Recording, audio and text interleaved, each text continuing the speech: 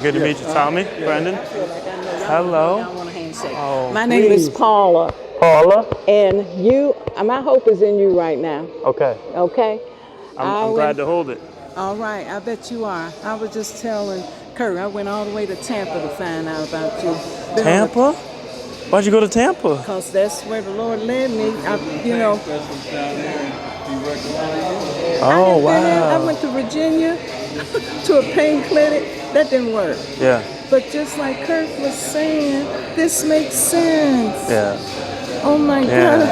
Aw. I'm glad you're here. I'm glad to be here and to meet you. Absolutely. Oh my goodness. We'll get to chat. You are amazing. Thank you so much. And what you're doing is really God sent, and you know it because you say all the right things. Amen. It's a gift and a blessing, and you can't keep this to yourself. I couldn't. It'd be a burden. You ain't lying. It'd be a curse. You've been through? Yeah. That's right. Thank you. Oh, I love it. Well, thank you. So good to meet you. Nice to meet you. Who told you in Tampa? Do you remember? I got his name. A pain specialist? Kohler. It was a Kohler pain clinic in Tampa. I don't know him, but I gotta thank him.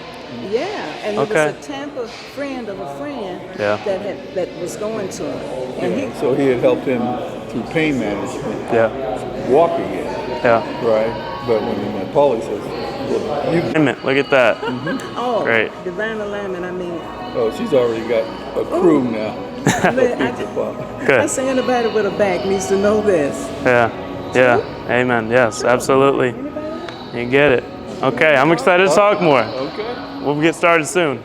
Handshake. Jesus, there it is. Good to meet you. Hey, good to meet How are you? What's your name? I'm Hal. Hal, good to meet you. Brendan. Very good to meet you. Glad you're here. Yeah, thank How are you? We met. Yep. Sean, my brother, of course. Yeah, there you go. Glad you guys are here. We can get started soon. I'll get to know your current state as we get to go on. I do talk a lot, but I'm going to try my best to make sure it's a conversation. We get to know what's going on with all of our backs. We're gonna be training and chatting, and yeah, it's gonna be a good time. We're gonna get started soon. Okay. Awesome. I have a gift for you. Oh man, I can't be empty-handed. I got to run to the store too then. My wife has a little company she started where she prints messages on backwards, so that when you're at the gym, you see it and it's in a mirror back to yourself. Dope. So she did play the long game. Oh, that's fire. One for you. Oh yeah? Because she wants to thank you for giving her husband some hope. Oh man, you got it? Yeah, I got it. Should be in there. Yeah. So, medium. Yeah, I'm a pretty medium guy. Yes. Ah, I see it. Yeah. You test it out in the mirror like it works? Yeah. Okay. Love that. You see this? Flip it in the camera. Make sure you can understand what's going on. Sometimes life is backwards, but if you flip it around, it's perfect. Game long to play. Thank you, man. I appreciate it. It's good to meet you, man. You too. Absolutely. How are you? How's it going, man? Hey. I'm Johnny. Johnny? Brendan. Phenomenal. Good to meet you. What is it? Elias. Elias? My son, yeah. Beautiful. I thought you guys were siblings. Yeah, I've been following you for like 3 years. Yeah. I had been hurt since I was 15. I went Damn. to have stem cell in 2023. Yeah. Went to Mexico and got $35,000 worth of stem cell. I mean, it helped a little bit. And while I was recovering, I started watching your videos. And I got so pumped to start doing your workouts, and I just believed it because you had been through it. Yeah. And man, making progress? Better than I've ever. I mean, I haven't been hurt in 2 years. I'm an electrical contractor. I'm lifting stuff. Wow. I mean, he was there for the whole thing. Like, I got 6 kids. Carried your dad around for a little while, damn near? He was the guy that picked everything up. Like it's changed my life. And I tell all my buddies, other guys, like they call me the backtivist. I try to activate them. And I'm like, that's fire, a backtivist. Yeah, I'm a backtivist. It is what it is. And they're like, but nobody believes they can get better when they've been hurt that long. Yeah.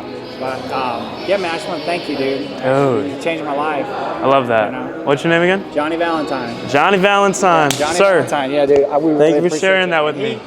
I want him to understand his future is not mine, Yeah, absolutely not. You get the idea things are genetic. My dad has herniated disc. He won't even listen to me. Because he's like, well, when you're older, it's like, we're going to talk a lot and learn a lot. We'll get to train it. And whether fitness is your thing or not, I feel like you're going to have the right, simple stuff here today. You'll never have to worry about this stuff in your life. Everybody's backs hurt.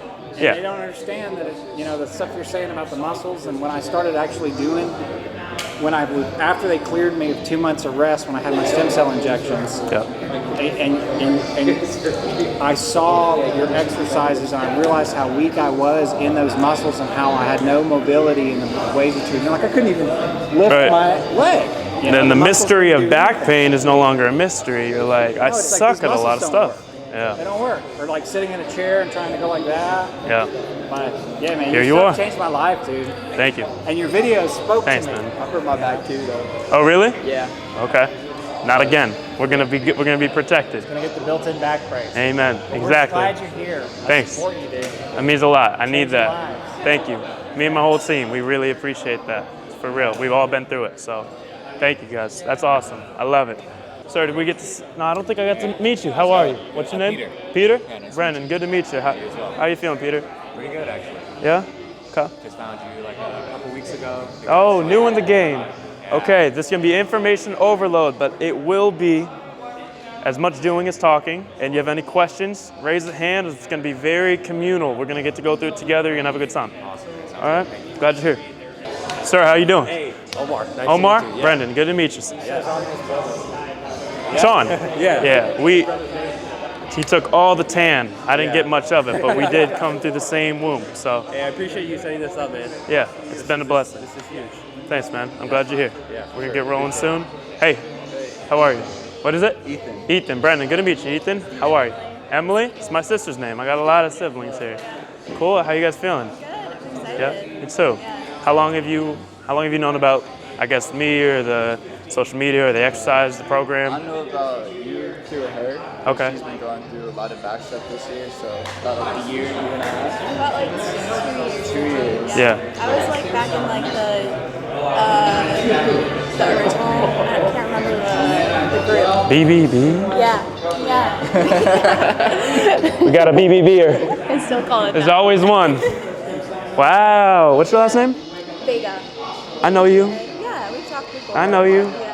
Damn, I love that. When I come through and I like can immediately understand the name, the combos, that's dope. So are you in pain or are you the supporter? Or are you just here to learn? I had a back injury way back in high school, but I'm just a supporter now. Yeah. Beautiful. Damn, that's so cool you're here. I'm excited. I'm glad you guys made it. It means a lot. We're gonna get started soon. Sir, how you doing? Hey, Brendan, good to meet you. Good to meet you, man. Yes, sir. What's John? John, yes, Good to meet you, John. How you feeling? I'm pretty good. I'm glad to be here, though, man. Me too. I need your help, big time. Good. I'm here to help. That's what we're doing it for. We'll get to talk. I'll get to hear what's going on as we go, and I'll make sure to point out any questions you got. Just catch my eyes, raise your hand, and I'm gonna make sure to help with any of the exercises. Okay? It's gonna be a good day. Thank you, John. Thank you. Krishna. Krishna. Good to meet you, Krishna. Nice to meet you. Brendan, Brendan, nice to meet you. Yeah. how you feeling? I'm feeling all right. I think I may have. I just saw an ad and I signed up for it. I thought it was just going to be a course, But I didn't know it was going to be a full workout, but I'll learn what I can, Totally. Do as much as you want. Yeah. No more, no less. It's gonna be a good day. Okay. Ask me any questions, okay? Okay. All right, no problem. Krishna, glad you're here. Hello. Hi. Nice to meet you, Marie. Marie? Brendan, it's good to meet you. How are you doing, Marie? I'm good. How's your body feeling? What's the story behind coming here today? Who's plus one doing? Oh! Okay, now I get it. You guys are just getting ready in the stations. I understood. Good supporter. I love that. There's always, every event, there's always people that come, spouses and loved ones, and it kind of speaks to like, this really needs to get improved. And I appreciate that you're here. It's gonna be good. Okay. Hello. How are you? Talia? Talia. Talia. Nice Good to meet you, Talia. You doing okay? Yeah, it's been, I was going to say, this is like a year in, so I was like personal training and everything, and then all of a sudden, just out of, and my coworker and I were talking at like a company offsite, and we both were like, have you seen low back ability? And so I was like, all right, we'll give it like PT, everything, back to doctors, and so I started this and like, was able to hike for 7 miles on my birthday. Wow, that's more than I can do. So I was still like a little bit of pain, but I was like slow, but new direction. Yeah. Beautiful. Definitely. Yeah. So thank you. Thank you, Talia. Yeah. I'm glad you're here. We're Yeah. gonna get started. Okay. Sir, how are you doing? Good. How are you? Did we get to meet yet? No. What's your name? Just came. Sagar. Sagar? Yeah, Sagar like a cat. Sagar. Okay. Yeah. Good to meet you. How are you feeling? How's your back? How's your life? What's going on? Fucked up. Everything's fucked up. Amen. I've been there. Just trying to get in shape or like at least get back to normal routine, I guess. Still in pain? I've been, a lot, yeah. Okay. So I've been following you. I just need some guidance in life, how to do what like to do. That's it. Made the right choice. You're at the right place. Yeah, thanks. It's gonna be good. Okay, everybody, we're getting started soon. How are you? What's going on, man? How you doing? Hey, what's your name? Reeve. Reeve, good to meet you. Reeve, what brought you here today?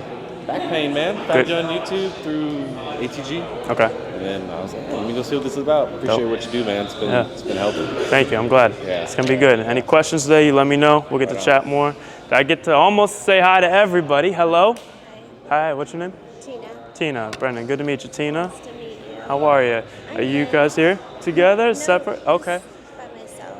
How's your back doing? How's everything? Oh my God! Since I started strengthening it with your, I saw one of your 1 hour videos. Okay. At first. Yeah. In March. It's improving, but I've re-injured it 3 times since 2018. Okay.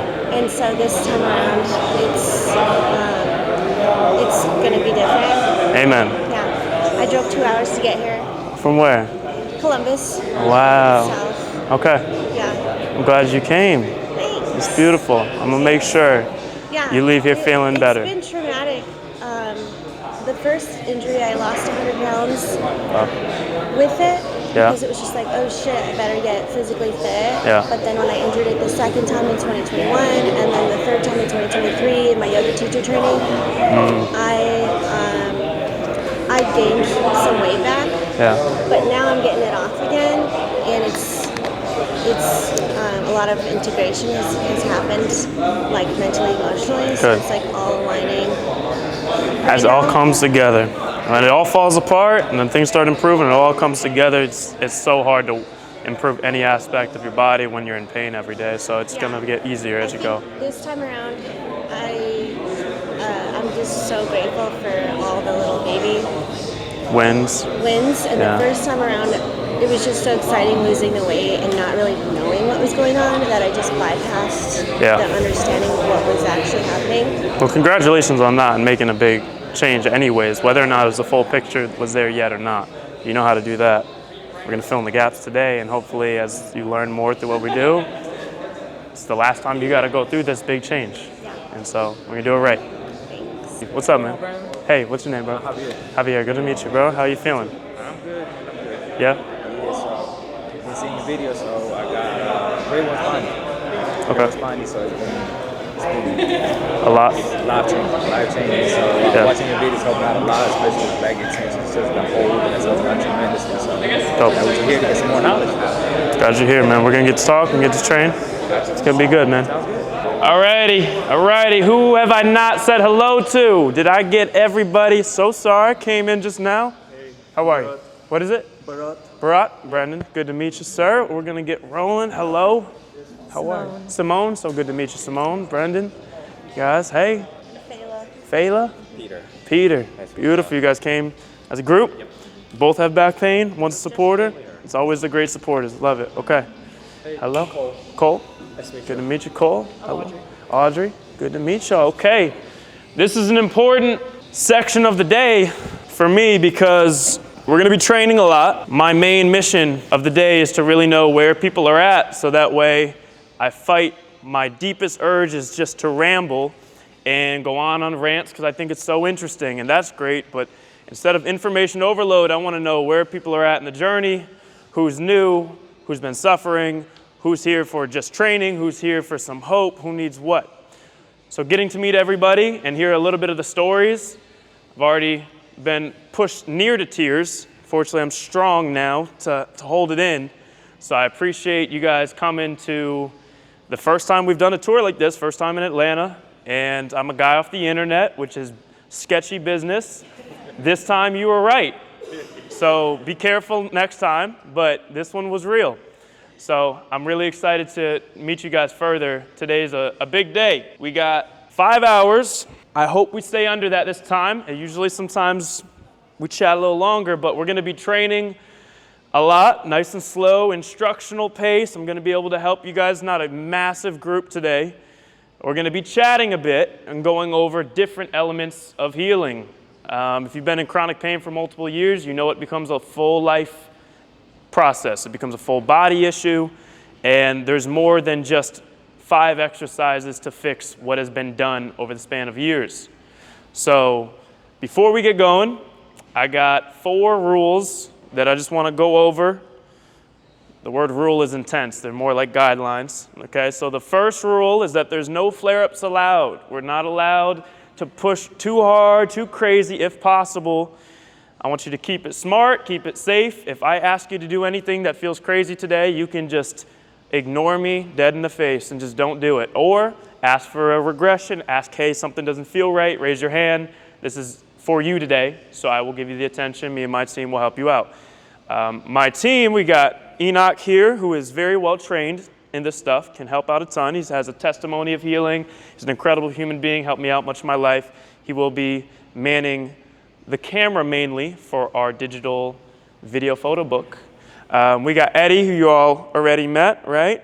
Gave him tickets. No one's a straggler. No one lied about their tickets, right, Eddie? They're all legal here. Always got to check. Here, that's my guy Jared. He's here through the stories I'll share. He's been through some of that. I got Tati, who helped me out through some of my toughest times, and that's our small but real team. So if you need any help, throw up a hand. Put it on one knee. We're going to lean on top of it. You control how much weight to add, but we're going to do a seated calf raise. I want you to lift up as high as you can. Good job. Another 15 seconds. Burn it out. Really good, as high as you can. Think through the big toe. Push that big toe just like the gas pedal first one. As you get up to the top, also think about pushing off the big toe. Just that intention of pushing the big toe at the top is going to help the contraction. Okay, we're switching feet. Switch the weight to the other leg. Lean forward. Mismatched socks. We didn't know the shoes were coming off today. I get it. I've been there. Good work. How high can you get that? Nice, nice. That's a real intense one right there. Oh my gosh. There you go. It's good. Keep it going. Really good, really good. This is ballet 101. We're gonna get there. 5 seconds, and then you can slowly drop the weight back down. Okay, you're good, you're good. We're gonna stand on it and slowly lower down to the heel, tap, back up. You do not need the plate. You could just stand and tap the ground in front. I'll explain as we go. It's for time. So a couple things I want you to think about. Are your knees, toes, hips pointed the same way? You want everything to be straight, centered. And then are your hips dipping as you lower? Are you getting this movement in your hips? Try to resist that. You lean back a little bit. Keep everything nice and centered. As much as you need to keep it perfect for yourself. So Eddie's got poles. We should have those on deck. When in doubt, go slower. You're trying to gently tap the heel and back down. If that's difficult, drop the plate. Just stand flat. Lean back a little bit. Starting to work the outer glutes that help control where the pelvis is sitting at. The teamwork is okay. Hands, shoulders, grab a stranger. Do what you got to do. Really good, nice and slow. Good. Okay, swap. Reminder, you don't need to stand on the plate. You can stay on flat ground. Okay, you're going. Nice and slow, slow wins. Try not to take a break at the top or bottom. It's looking really good. One side is easier than the other. What does that mean? It means one side is easier. But the reason why, well, that could be a knee and quad strength difference, but likely I could see the hip drop shift. If you have imbalances in your hip like I did, everything feels harder to balance on one side. So that's reflective of the outer lateral back and the glutes. So you could do some extra reps on that side when you're on your own. Also working on the hips like we're gonna do today is gonna help. We're now entering some of the hip/low back movements, and we're going to follow a principle you may have heard me talk about called squeeze then stretch. The general philosophy is contrary to what you may intuitively think or what you see on YouTube results when you search tight back, tight glute, and you find thousands of videos on how to. You wouldn't be here if that worked, right? So part of what's missing in that is that you're taking something that's chronically sensitive. You're taking a muscle group that is always tight, and achy and sensitive, and you're trying to stretch it. Stretching is almost, in my eyes, stretching something sensitive is like bullying. It's not really giving it much evidence or blood flow or contraction, the things that makes it feel good. Stretching can feel alleviating when it's pulling on something else. But if you know your glutes are always tight, or your hips in the front are always tight, or your hamstrings, it applies to any part of the body, really. And you've tried stretching it, and maybe it feels good, and then the next day it goes right back, or it feels even more achy. This is the principle I want you to try to remember. Squeeze, then stretch. Stretching alone doesn't work because you're lacking something. It's tight for a reason, and oftentimes it needs blood flow, it needs contraction. So we're going to get into the psoas and the hip flexors. This muscle group, psoas major, goes from the thigh bone in through your pelvis to the spine itself. So it's equal part hip muscle as spine muscle. We're going to do it together. We're going to do a hip flexor kick out where we stand tall on one leg, lift the knee, extend with a very straight leg, no knee bend, and count 5, 4, 3, 2, 1. We're going to lower. We do 5 reps. There's a lot of things that are going to be tested here. Balance, your standing glute strength, your posture. I'm not going to throw a lot at you first, but what I want you to think is just stand as tall as you can and only kick out as far as you can, that you keep both knees straight. If you bend this one, that's cheating. If you bend this one, you're not even going to feel the activation. You need absolutely no knee bend. If you feel nerve sensation, tightness, tingling, anything along the backside, drop the toes down. Okay, so you could even go here, 5, 4, 3, 2, 1. I even still feel it. Self-regulated, you only go as high as you feel good with. We're gonna stand on the left, right leg's gonna go up, knee up. Let's switch feet, right leg up. Think about your right, so the left hand, I'm kidding. So the right leg's up, we're gonna kick out the foot, wherever's straight leg, no knee bend. 5, 4, if you don't need it, you just drop it. 2, 1, lower, that's 1 rep. Knee up, kick out. 5, 4, 3, 2, you want it? Down. Okay, 2 more. Knee up, out, 5, 4, 3, 2, 1, good. Think about squeezing the standing glute really hard. Head really tall as you can get yourself. Knee up, kick out, 5, 4, 3, 2, 1. I did get distracted. Was that 4 or 5? 3, you heard it.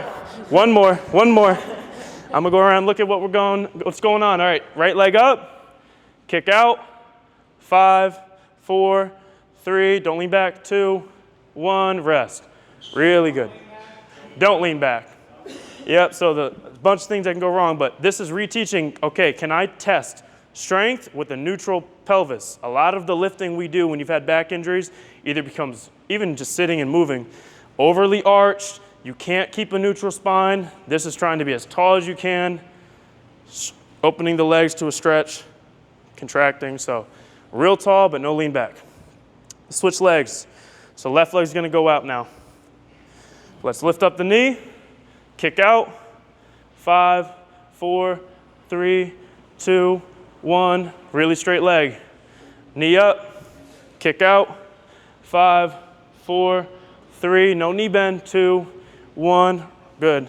Just so you know, the difference of this versus this makes the entire world. This muscle does 2 things on the thigh. It kicks and it lifts. If you have even a little knee bend, you won't feel that tug of war tension you want. So even if it's down here, super straight. Knee up, kick out, 5, 4, 3, 2, 1, lower. Good job. 2 more. Knee up, kick out, 5, 4, 3, 2, 1. Good. Last one. Knee up, kick out, 5, 4. Really good. 2, 1. Rest. Solid. I know. I make it look easy. You know, that's my goal. So now we're going to the exact opposite. We squeezed it in the shortest range. So when I say squeeze, I don't just mean any contraction. I want the crampy one where it's intense.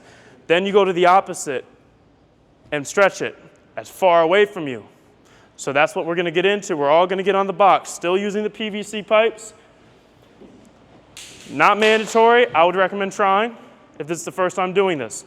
We're going to go on the right side of the box. You're going to have your left foot there. Someone's going to be coming in this way. Let's all be going front back this way. Left foot on the right side of the box. So I want to show what we're doing. I realize that's an important step of this. Okay? I'll demo a couple times. The back foot is up on the calf raise, up high, and you're going to lower whatever comfort you feel to a deep knee bend here. The main things I care about is that the front heel stays down on the box and your torso's upright. You could be here. You could even be here. The lower you go puts more stretch on the psoas, that spine hip muscle. And it's also going to be training the front groin. You're going to feel a burn. We're doing a hold. We're not doing reps. So torso up, not arching. I'll come and poke and prod and correct everybody I see. Okay, if you have sensitivity on the front knee, you can control how much bending you do. Let's all lower down together. Try the box too. I know you can. I want to see super strict, even though the box is easy. Okay, hold. Now I'm going to come and yell a bunch of things. Head to the ceiling. Where are you looking? You should be looking straight forward. Now when you have your head up, put the ribs down. So you're not leaning back. Head up and then ribs down. Squeeze the back glute hard. Are we trying to like sit in it? Yep. And contract still. High on the back foot. Back toes up on the calf raise. Really high on the calf raise. Higher. Yep. Should we straighten our back leg? Yep. Keep it. Get it straight if you can. Keep holding. If you can, try to have the hands off the knees, hands off the body. If you need it, that's okay. That's really good. If you want, I would probably move the back leg higher so you can get your knee to here, if that feels okay. Good, and just hold through there. Stay tall, doing good. Emily, you're a veteran. Come on, you got this. Good, 10 seconds. Shouldn't be leaning forward if possible. If you're leaning forward, get them a PVC pipe. Okay. And up. I feel that more In the groin?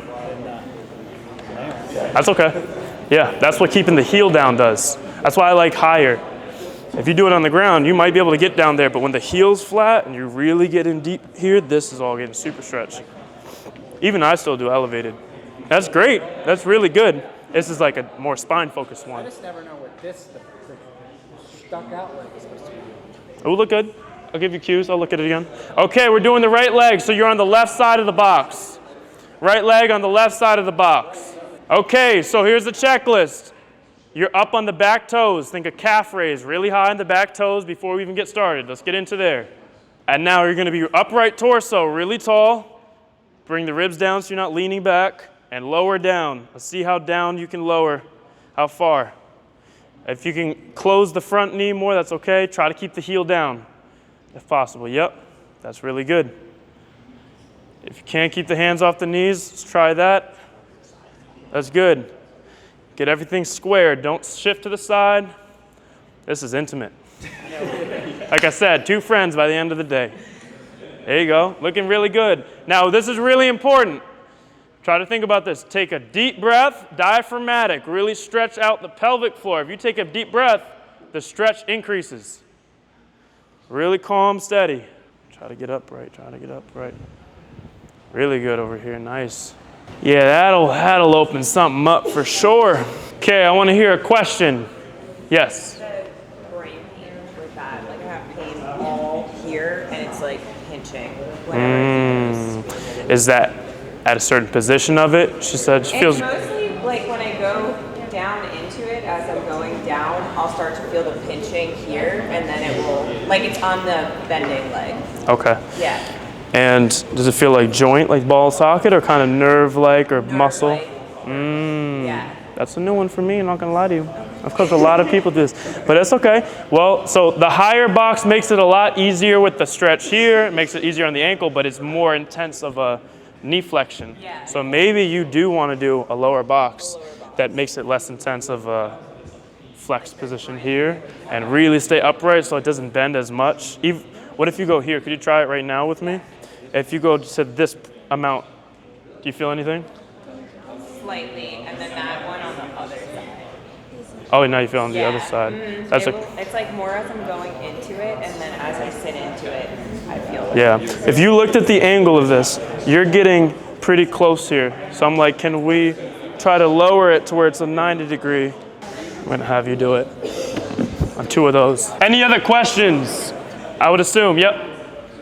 So is it more important to try to have more of like a bend in that front knee as opposed to a straighter leg? I care more about the back leg. So this split squat has been done a lot of times, different people, and there's different use of it. I don't really care how bent the front knee is as much as the straight leg on the back and torso. We're mainly doing it for the psoas, not so much building your knee to that bend.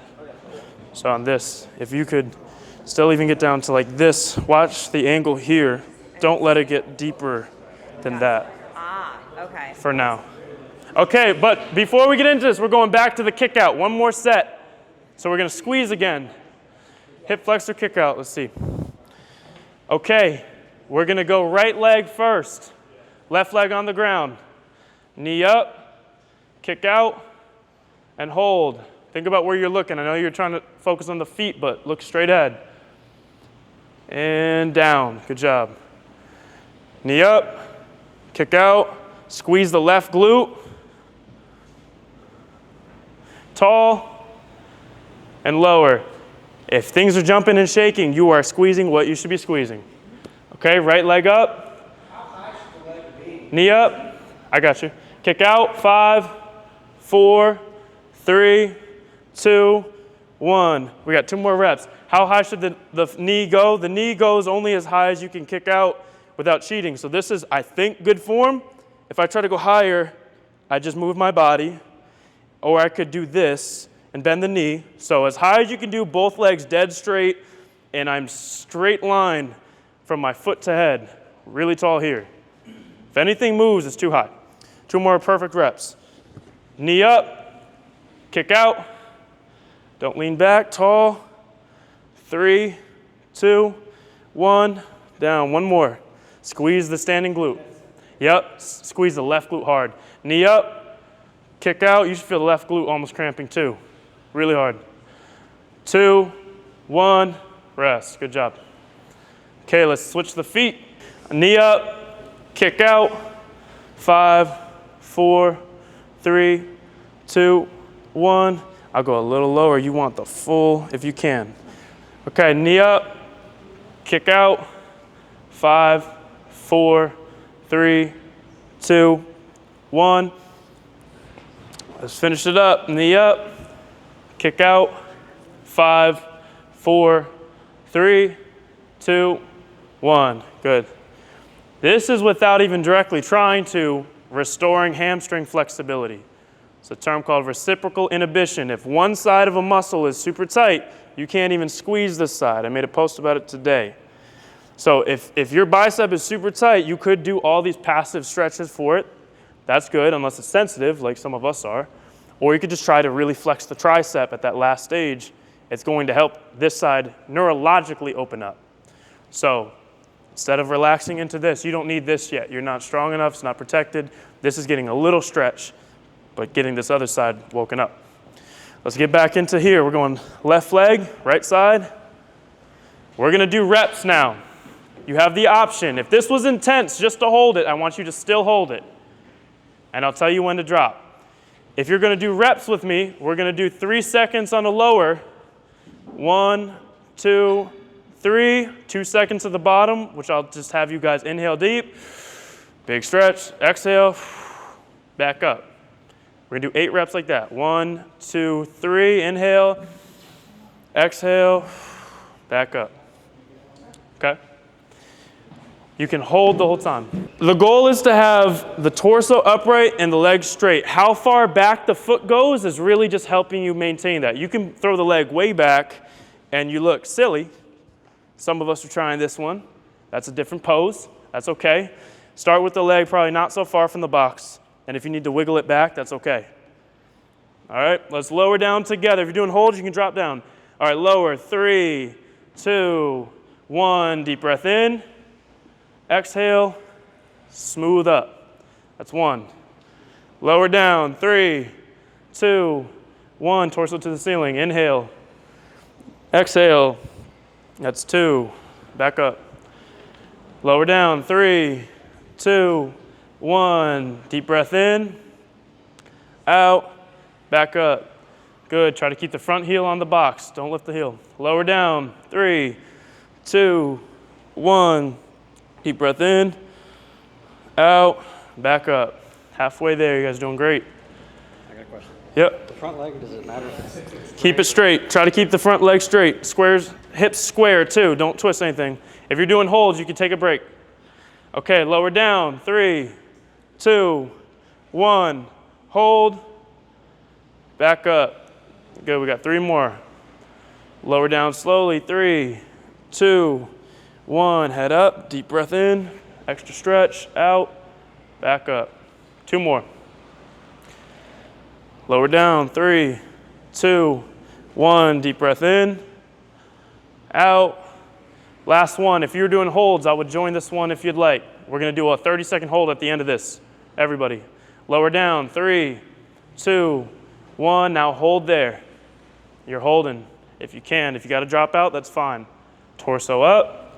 Control the breathing. Really focus on stillness. Feel the difference of just even a small breath. Get really in tune with it. Head straight, eyes forward. 5 seconds. Should be shaking a bit. Should be work.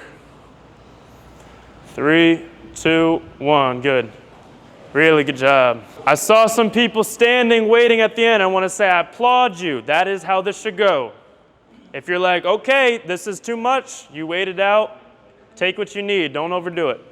Do you get into like unlocking? Like I just feel like everything I ever do, I can never be a butterfly. Like since I was, I've never been able to feel so much pain right there. Is that you ever get into that? It's really reflects your hip socket. So the butterfly is the exercise where you'll see how I can't fully do it. And with weights, and then the knees get down to the ground.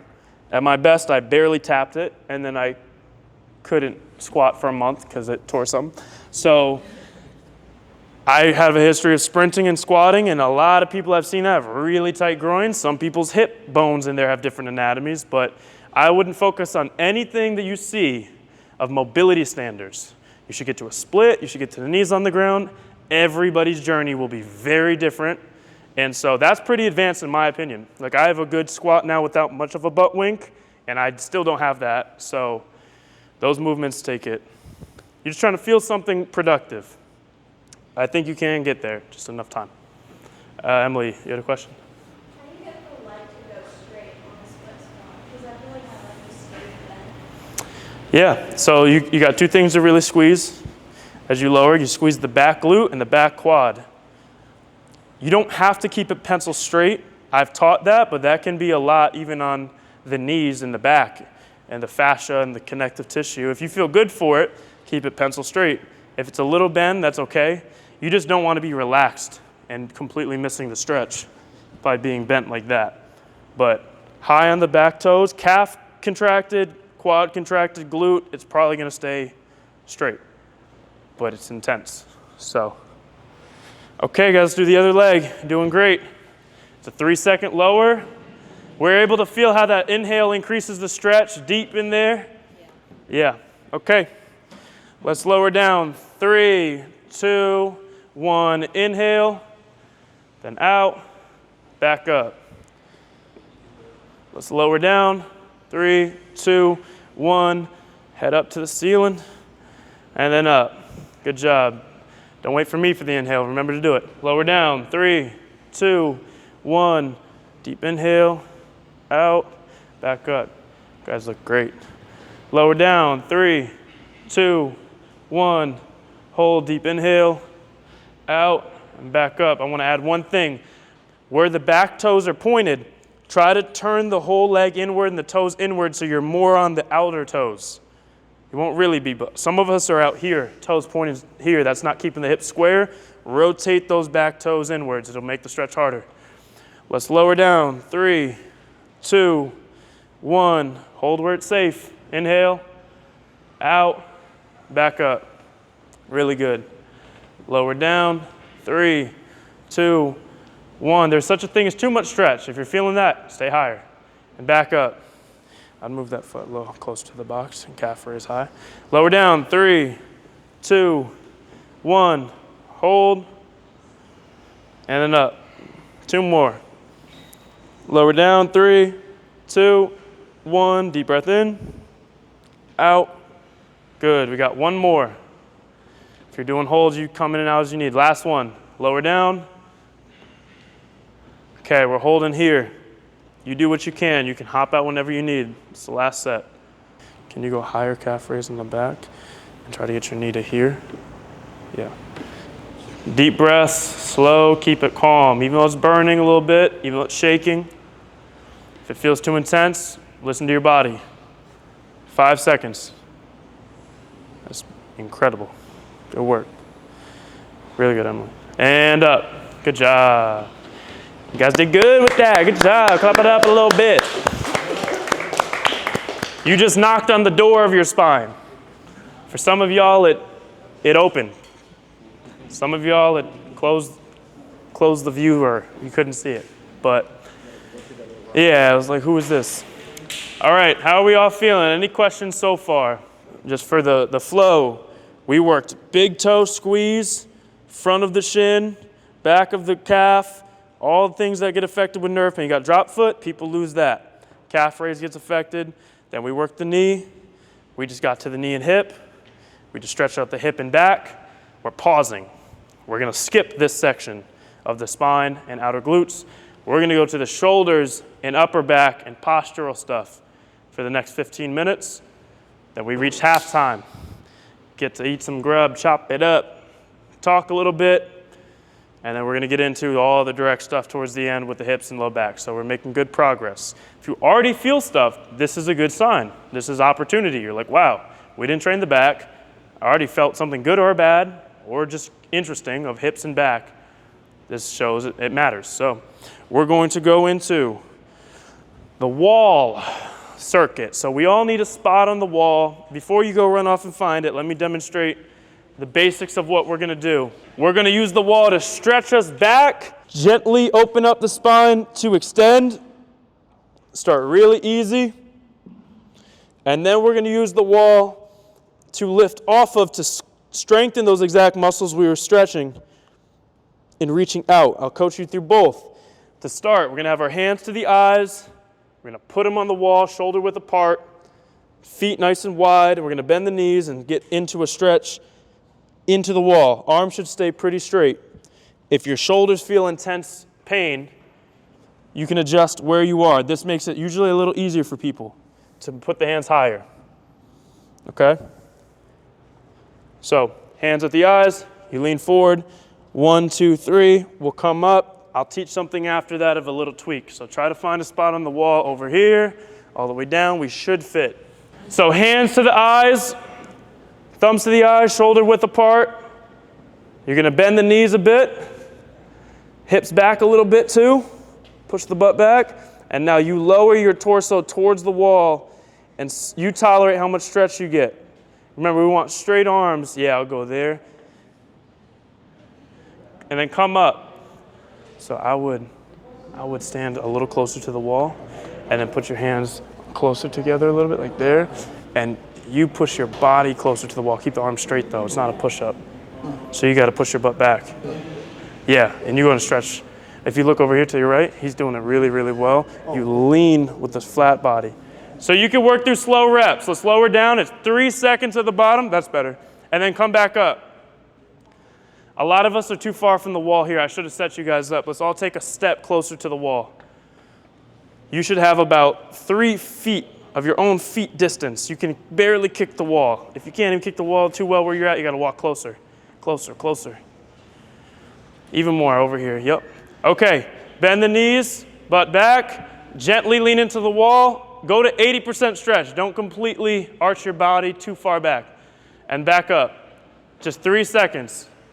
Just to feel a little mobility. Lower down, hold, 1, 2, 3, and back up. Arms pretty straight. Let's lower down, 1, 2, 3, and back up. Anyone feeling discomfort, shoulder, issue? Yes, sir. Lower back, like a hot rubber band. Yeah, if you're already feeling back discomfort, this is a telling thing. This is what we're trying to learn. Make it much easier, walk closer to the wall, see if you can tolerate any of it. If not, it's okay today. Work through a few more reps. There's no amount too little. And then back up. Let's take a pause. I see people grabbing the spine. This is already testing things. So if this is the max stretch I could do, this is another principle. If you're trying to open stuff up, you could go to the 100% stretch where you're just yanking on it deep, or you could go to 80% where it's somewhat stretching and then contract. And the way you contract on something like this, you take your palm and you try to push down against the wall, not just at it, but down. It's going to contract the lats, some of the rhomboids, the back muscles here, a little of the chest. Hands same place, less lean, and then try to keep just the palms on the wall. I want you to do an iso hold here, where it's like you're doing a pull down exercise if you've done it with a cable. Straight arms, put your palm down into the wall and contract. You see how I'm shaking? That means you're really working for it against the wall. That's safer to start. You're still stretching as opposed to reaching as far as you can and maybe irritating joints or nerves. Okay, let's get back into it and try to find that position and just hold for time. Keep your arms locked. Don't move anything. Right there. Don't move anything. And pretend like you're pushing down to the wall. Don't actually move anything in your body. So you're trying to force it downwards. You feel a little bit here.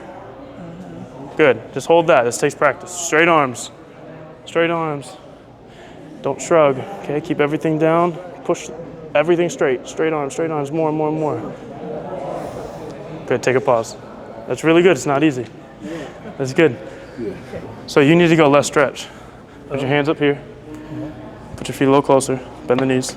Go down to there. Now push. Down, down. You understand? Yeah. Better? Can I show you guys real close? Yeah. Oh, can I show you real close? Are we real close? Yeah, I think We're as close as we can get. You're good. So I just want to show you with me here. Okay, the hands are here. I'm bending my knees and sitting back a little bit.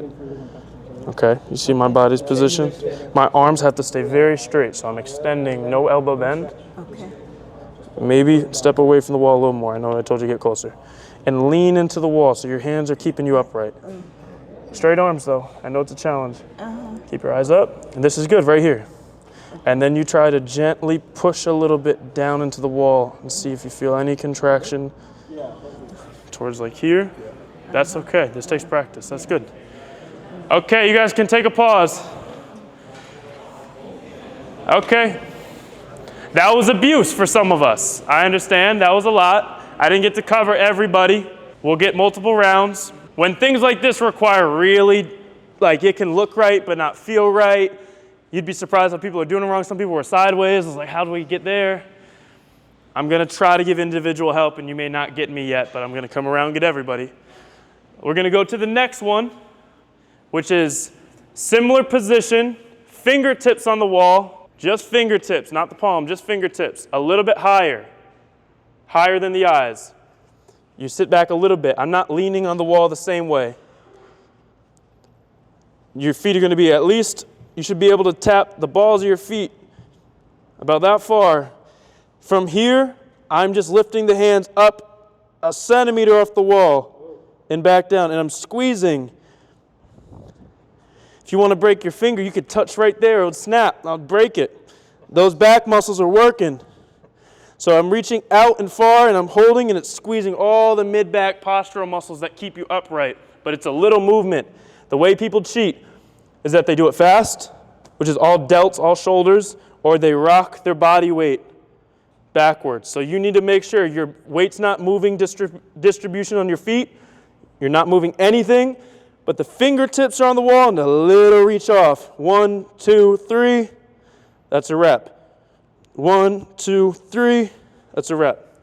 You don't own elbows. Triceps flex the whole time. Okay, let's try to get into that position. Shoulders down. Don't shrug. Make sure you don't shrug. Just the fingertips, a little angle on the body, not a deep stretch. If you're deep stretching, it's going to be hard to do it. You shouldn't be arching. And then try. Yep, knees bent. I will come up a little bit. You're really stretched here, which is good for the stretch. Walk a little closer to the wall. Hands a little higher. This is like a back extension. A little bit more here, and bend the knees more. Good, and see if you can lift up from here. Oh, good.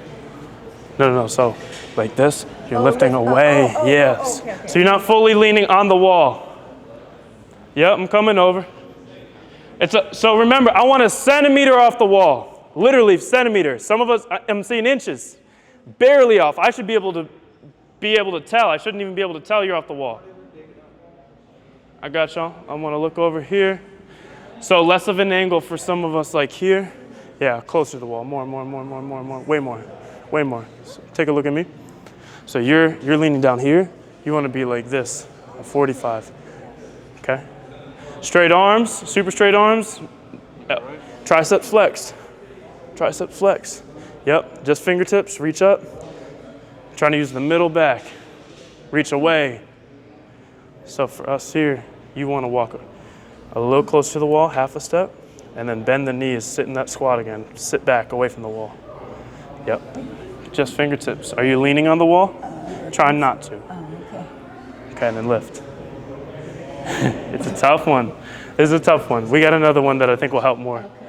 Okay, you got to lean, butt back. Okay, so is that just take feet away.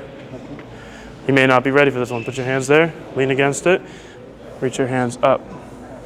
No, just lift. Okay, walk a little closer. This from like lower, because I tried going further back and I still get the lower. It's like higher angle. So if here's less low back, here's more low back. Okay. So try to have a higher body angle. So higher the body will be better. It's higher, yeah, it's less. Trying to pull from, right? Middle of the back. Okay. Should you keep your shoulders down? Don't shrug. Okay, that one was not the easiest. That's okay. We got a few options on this. I didn't get to see people over here. Can I look? Can we get into a couple more reps on this side?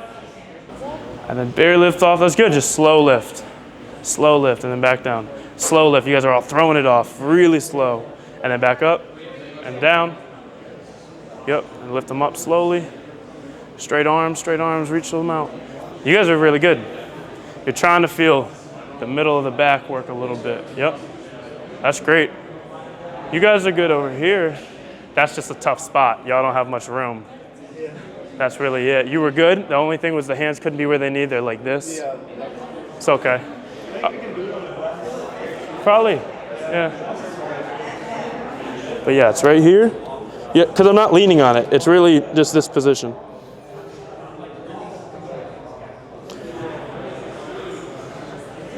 Arms super straight. So squeeze the triceps. Yeah. Yep. Don't move your body. Only thing you should move is the arms. Yep, I'm trying to feel some of here. That's better. Okay, solid. All right, we're taking a break. We're all taking a seat again. Let's take a seat. With a lot of these small exercises, the threshold from feeling it right and feeling it wrong is very small. And it comes down to knowing, I guess, a few cues that I was trying to show in everybody at once. Some people definitely felt it middle of the back, right, squeezing. Some of us were having trouble getting to the right position. That's okay. You're going to feel your low back. A lot of these muscles cross across the entire spine, not just the low back. They keep going up towards the neck. I'm going to show another variation. Our goal is to train everything that keeps us tall without us even trying. So we're going to learn 2 in 1 right now. I'm going to have your feet shoulder width apart, maybe a little wider, and opened up more than 90 degrees. I'm going to really hammer in this one point. What matters more than anything is the position of your back. You are not going to round at all. You want your shoulders down and back, head in a good position. You're going to lean forward, pushing your stomach outwards, only going as deep as you can that you don't round anything forward or lose position. Okay? So you go forward very slowly, hold. Try hands across the shoulder to start. You go in a millimeter. Some of us are in active back pain. Listen to your body. You're loading your spine by doing this. You're going to hold down here, wherever it is. Some of us should be up here. Some can get deeper into the hips. Hold that. Hold. You control how much weight is on the back. Keep going. Yep. Higher, higher, higher. Chin down. Chin up a little bit right here. You guys are really good. That's perfect. That's good. This is the one. Higher, higher. I thought, I'll never ever do that. When I first started this, I thought, crazy. And look at you now. Okay, higher up. Try to get everything extended now. Some of us are looking down. Some of us are rounding forward. It's not about how deep you go. A little bit more. Hold there. And take a break as you need, because I know you're holding for a while. I just want to check form. Come in and out of it so I can check everyone's form. Hands across the shoulders. Arch back, a little higher. Okay, everyone's looking good. Okay, let's take a pause. This is teaching a hinge. This is stuff you probably see videos on, you understand. The safe lifting, I'm not the guy for that, obviously. I round my back. But teaching you how far forward can you go without losing a position in your spine. Things should be pretty flat. Some of us were trying too hard to get low. It doesn't matter. I was up in your grill, my bad. So what we're building off of that, one, I like teaching this because if you don't have a machine, this doesn't replace it, but this is a really good way to make little deposits if you're at work, if you're sitting down in an office.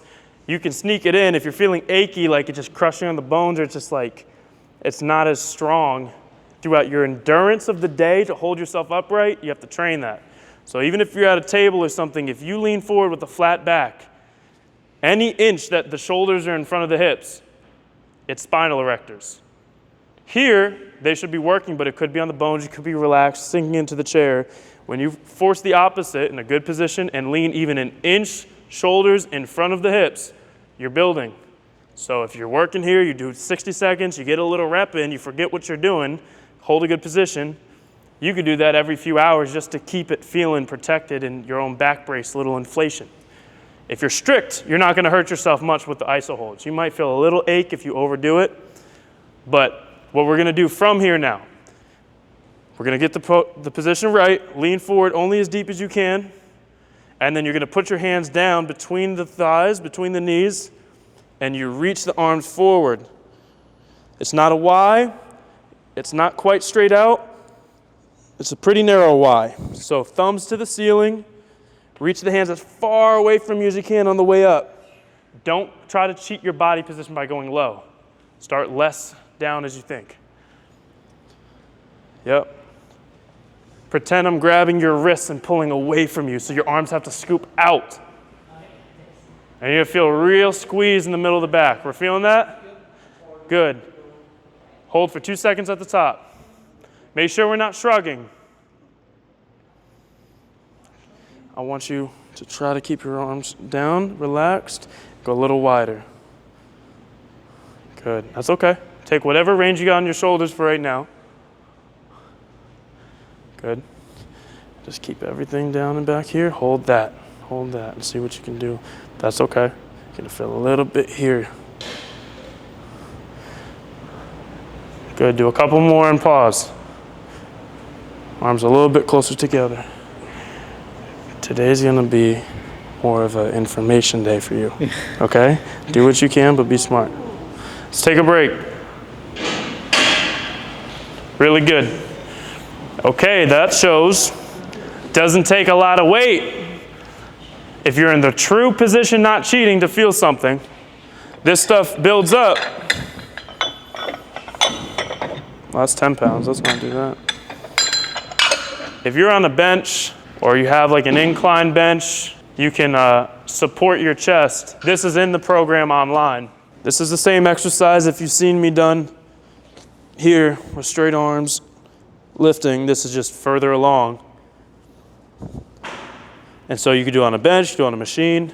The weight is just when it goes further from what you're already doing. But you have to pretend that your hands are getting yanked outwards. You don't keep your shoulder blades squeezed back. You relax, keep them down, and it reaches far out. I don't even have to go high to feel it if I keep that. I'm here and I feel those muscles. Some of us don't realize our tendency of strain and stress. Of this tightness, when we're getting in this stuff, some of us are going like this. And it's really hard to feel the right engagement. So just keep them down, but relaxed. You are going to round your shoulders and pull your hands outwards. I'm already feeling it. If you can go higher, that's great. So the seated position takes extra thinking because you're trying to be good in your hips and your body's position, but it's this exercise still. If you're feeling too much low back, don't go as deep in your hinge, okay? Slow her down, drop the hands between the knees, really flat back, okay, and lift up the hands. Yep. 3 seconds at the top, 1, 2, 3, a little wider. Yep, thumbs to the ceiling, slightly rotate them out. Some of us are a little too close with the hands. Think like there. Lift. Yep, like I'm pulling you outwards. See what I'm saying? So reach out, good, keep it going. It's really good, super straight arms. Flex the triceps, whole time. It's really good. Chin up a little bit, if you can. Even think about where the chin is at. If your chin's down, you're pulling on the nerves a little bit extra too. I would keep your chin up. You feeling your glute? Yeah. Like a tingling, a nerve? No, just like. Yeah, it's stretching. Oh yeah, your glutes are holding you up. All right, whenever you're done, you take a break. Can I see it 1 rep? Okay, so the first position, yeah, really lock it in, really lock it in. That's where you'd want to be. And everything there is good, and you're working, you can see it. How you doing? Good. Any minor tingling here is okay? Minor, like very minor. Whenever you do any of the spine work and you start to feel any tingling down the leg, down to the calf, if you're not stretching, if you were doing something like this and you feel tingling, yeah, I would stop because you're pulling actively and it's going to turn from a tingle to a jingle, and then it's going to be singing. If you're just holding a position, moving other stuff, and you're squeezing and you feel a little bit, you're not yanking on stuff, it's just contracted, and that's a lot. So that's okay. Keep in mind, at any point, anything you're doing, moving the toes and chin changes the tension of the nerves. So if you're here and you're like this and you feel a lot of tingle, sometimes even just picking up the head gives you a little bit more space. The whole nerves get pulled with that. So chin up is a little bit less tension. How are we feeling? This is called the cruel and unusual section of the workshop. Are we okay? The form looked really good. So this is stuff if you did twice a week. This is supplementary really to the main work. But twice a week, this is going to change a lot of how your body works together for your spine.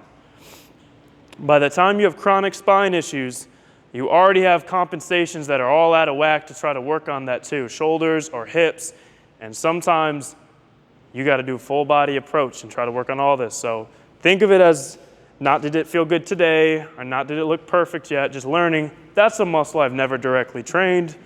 Can I try that just a couple times a week, 1 or 2 sets at home, at the gym, sprinkle it in, be consistent. It helps everything, okay?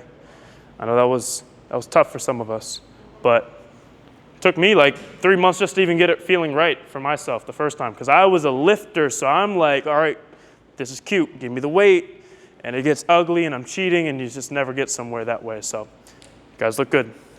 We're gonna now shift gears. We've made it through the first section of everything but the hips and low back. We're entering what we would call our holistic hour, where we're gonna do some breath work.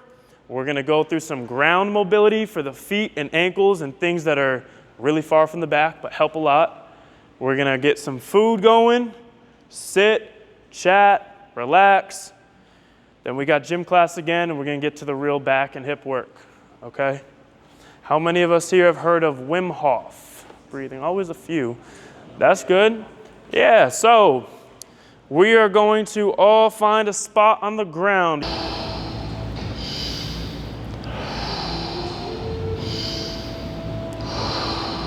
5 more. Let's give it all we got.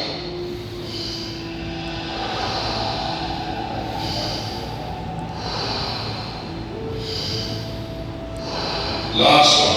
Pull in and let go. All right. 1 minute breath hold from now on. Being in this moment. Let the body do what the body is capable of doing. Like I said at some point earlier, once you have lived multiple years in pain, the effects of any kind of even mental duress, physical strain over years, it forces your physiology and nervous system to change. You can get normalized to anything you go through daily. Even if it's not really normal, your body will find a way to make it normal. So how do you normalize in a body something so central and covered in nerves as this section of your body? If you looked at an anatomy book, it's not just like you have some nerves down the back. You have nerves inside your ab wall, nerves within the pelvis and the floor, the diaphragm. It's just like a maze. And then through the spine coming out. When you have pain in tissue, in muscles, bones breaking down, discus pressing on something, and then that pain lingers longer than it should, not just 2 months, 3 months, but a year, 2 years, 3 years, how do you normalize that? Nerves become chronically on guard, which is why muscle tightness becomes chronically activated and trying to basically prevent you from doing worse damage, so it just stiffens you up as if you don't have mobility anymore. And we do work on the training, which is to bring blood flow, to squeeze it, let it relax. That's important. But the most immediate access we have in our body to do anything to the chemistry of stress hormones, to anything of your nervous system, you have the brainstem, your spinal cord, peripheral nerves. It's a map, it's a maze, all connected. The tone and activation or relaxation of the nerves is immediately affected through breath. So whether it's hormones of stress, cortisol, adrenaline, fight or flight, or it's a constant state of on guard, tension, you feel it in your neck, you feel it here. These things all get immediately affected through breath. And we take thousands a day, and 99% of them are not conscious. And the breath is very different when you go for a long, tall, big breath where it stretches things out. It literally presses on nerves it doesn't press when you go, and that controls a relaxation. If you stimulate certain nerves in a certain way, it literally causes a chain reaction of things to chill out. When you're constantly shallow in here and you're tense, there's a reason why tension happens in the body with pain. If I throw cold water at you, you go like this. If someone's coming to punch you, you go like this. If you're afraid of something and you're on stage about to do stand-up comedy or something, you're like this. That's the body's natural mechanism of protection. Same with chronic pain. So when you start something like this, even if you just did it for the first time, I remember what that was like. It's hard to do the breath hold. You might feel some tingle, you might feel some calmness, but it's very trainable. You can get better at this if you do it semi-consistent. Even if you don't do that video, that's called Wim Hof. We'll send in the link. Just like 20 deep intentional breaths throughout the day. Your lung capacity can improve 30, 40% than what you normally use. It's like these bunch of folds in your lung. You see it's laid out of a body. It can become so much bigger than what it normally is, but you have to train it. And as you do that, the breath hold gets longer. You can do deeper breaths. All these things will now get the effects I'm talking about of the hormones, of the nerves, of your body calming down, of the muscle tone relaxing, the tension, the nerve pain. The effect of that becomes greater, but you got to work for it, like all things, whether it's tissue, muscle, strength, mobility, a skill, movement, a job, relationships, trauma, your breath. It all takes work. So you decide what that might look like for you, but I started this journey of coaching back pain very focused on the exercise. Then I started taking people more closely on that have been, I've gotten like the intro of, you're my last hope, I've done everything, by so many people. And that's a pretty intense place to be for someone. And when it's gone that deep, I realized there's things about their life that keep them in pain. There's things in the environment. There's things of addictions that have formed. There's things of the breath and stress. And all these sound very up in there. And I know I'm not being tangible.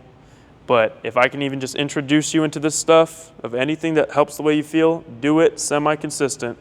It will speed up the entire journey of your healing. And I brought up me training people and realizing this because my exercises weren't enough. And then all of a sudden they changed something of a daily walk or some kind of breath or something, and the exercises just became more potent and it worked better. So someone I want to introduce If we know that stress can kill, then peace can heal. Things can't exist only in one way. We got to work something that makes us feel good and do it semi-consistent. So also, last thing I'll say, this is part of the flare-up protocol. If someone is really in a spaz something yesterday, picking it up and boom, I've seen a lot of people do this and it shuts off. So it's a good emergency go-to as well. It's called Wim Hof. I'll send it out to y'all.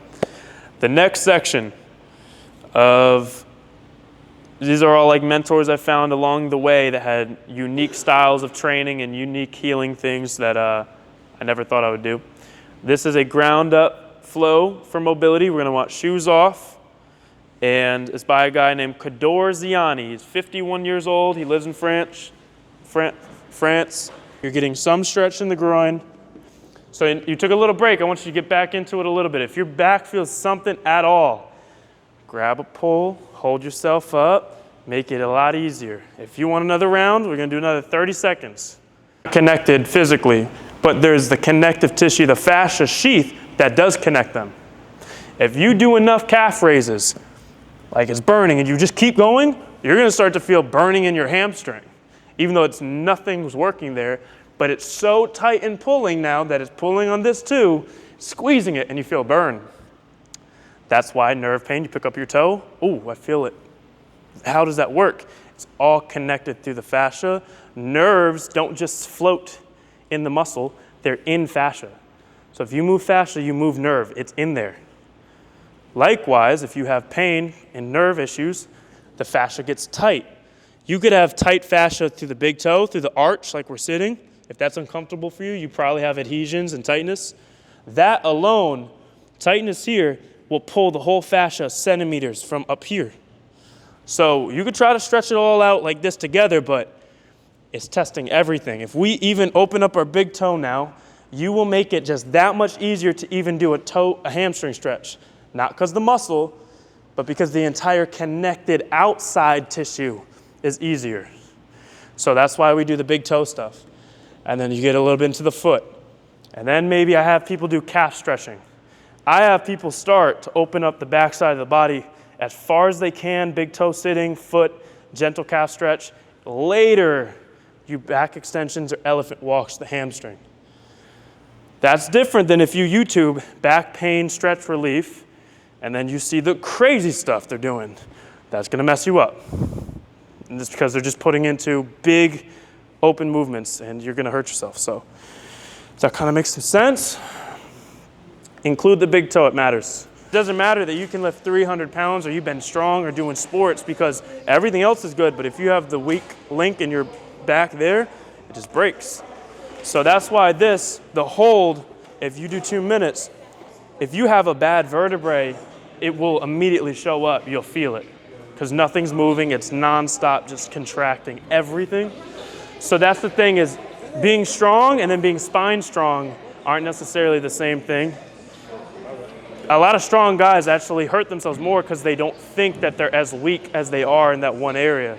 So you train my people, should they be doing weights at all? They got stuff going on? Nobody, even if they're a pro athlete, I work with pro athletes, needs to do weight to start on this. Body weight, hold, 30 seconds on the spine stuff, yeah. Tell them, like, make the easy thing hard. You could either be like, oh, I don't get it, this is easy, or tell them some of the things, squeeze your glutes, elongate your body, breathe, and you can make it hard. And then very slowly, because it's spine, like we're talking bones and nerves, and this isn't biceps. So you gotta, it's the ego for some people and excitement, you know? Yeah.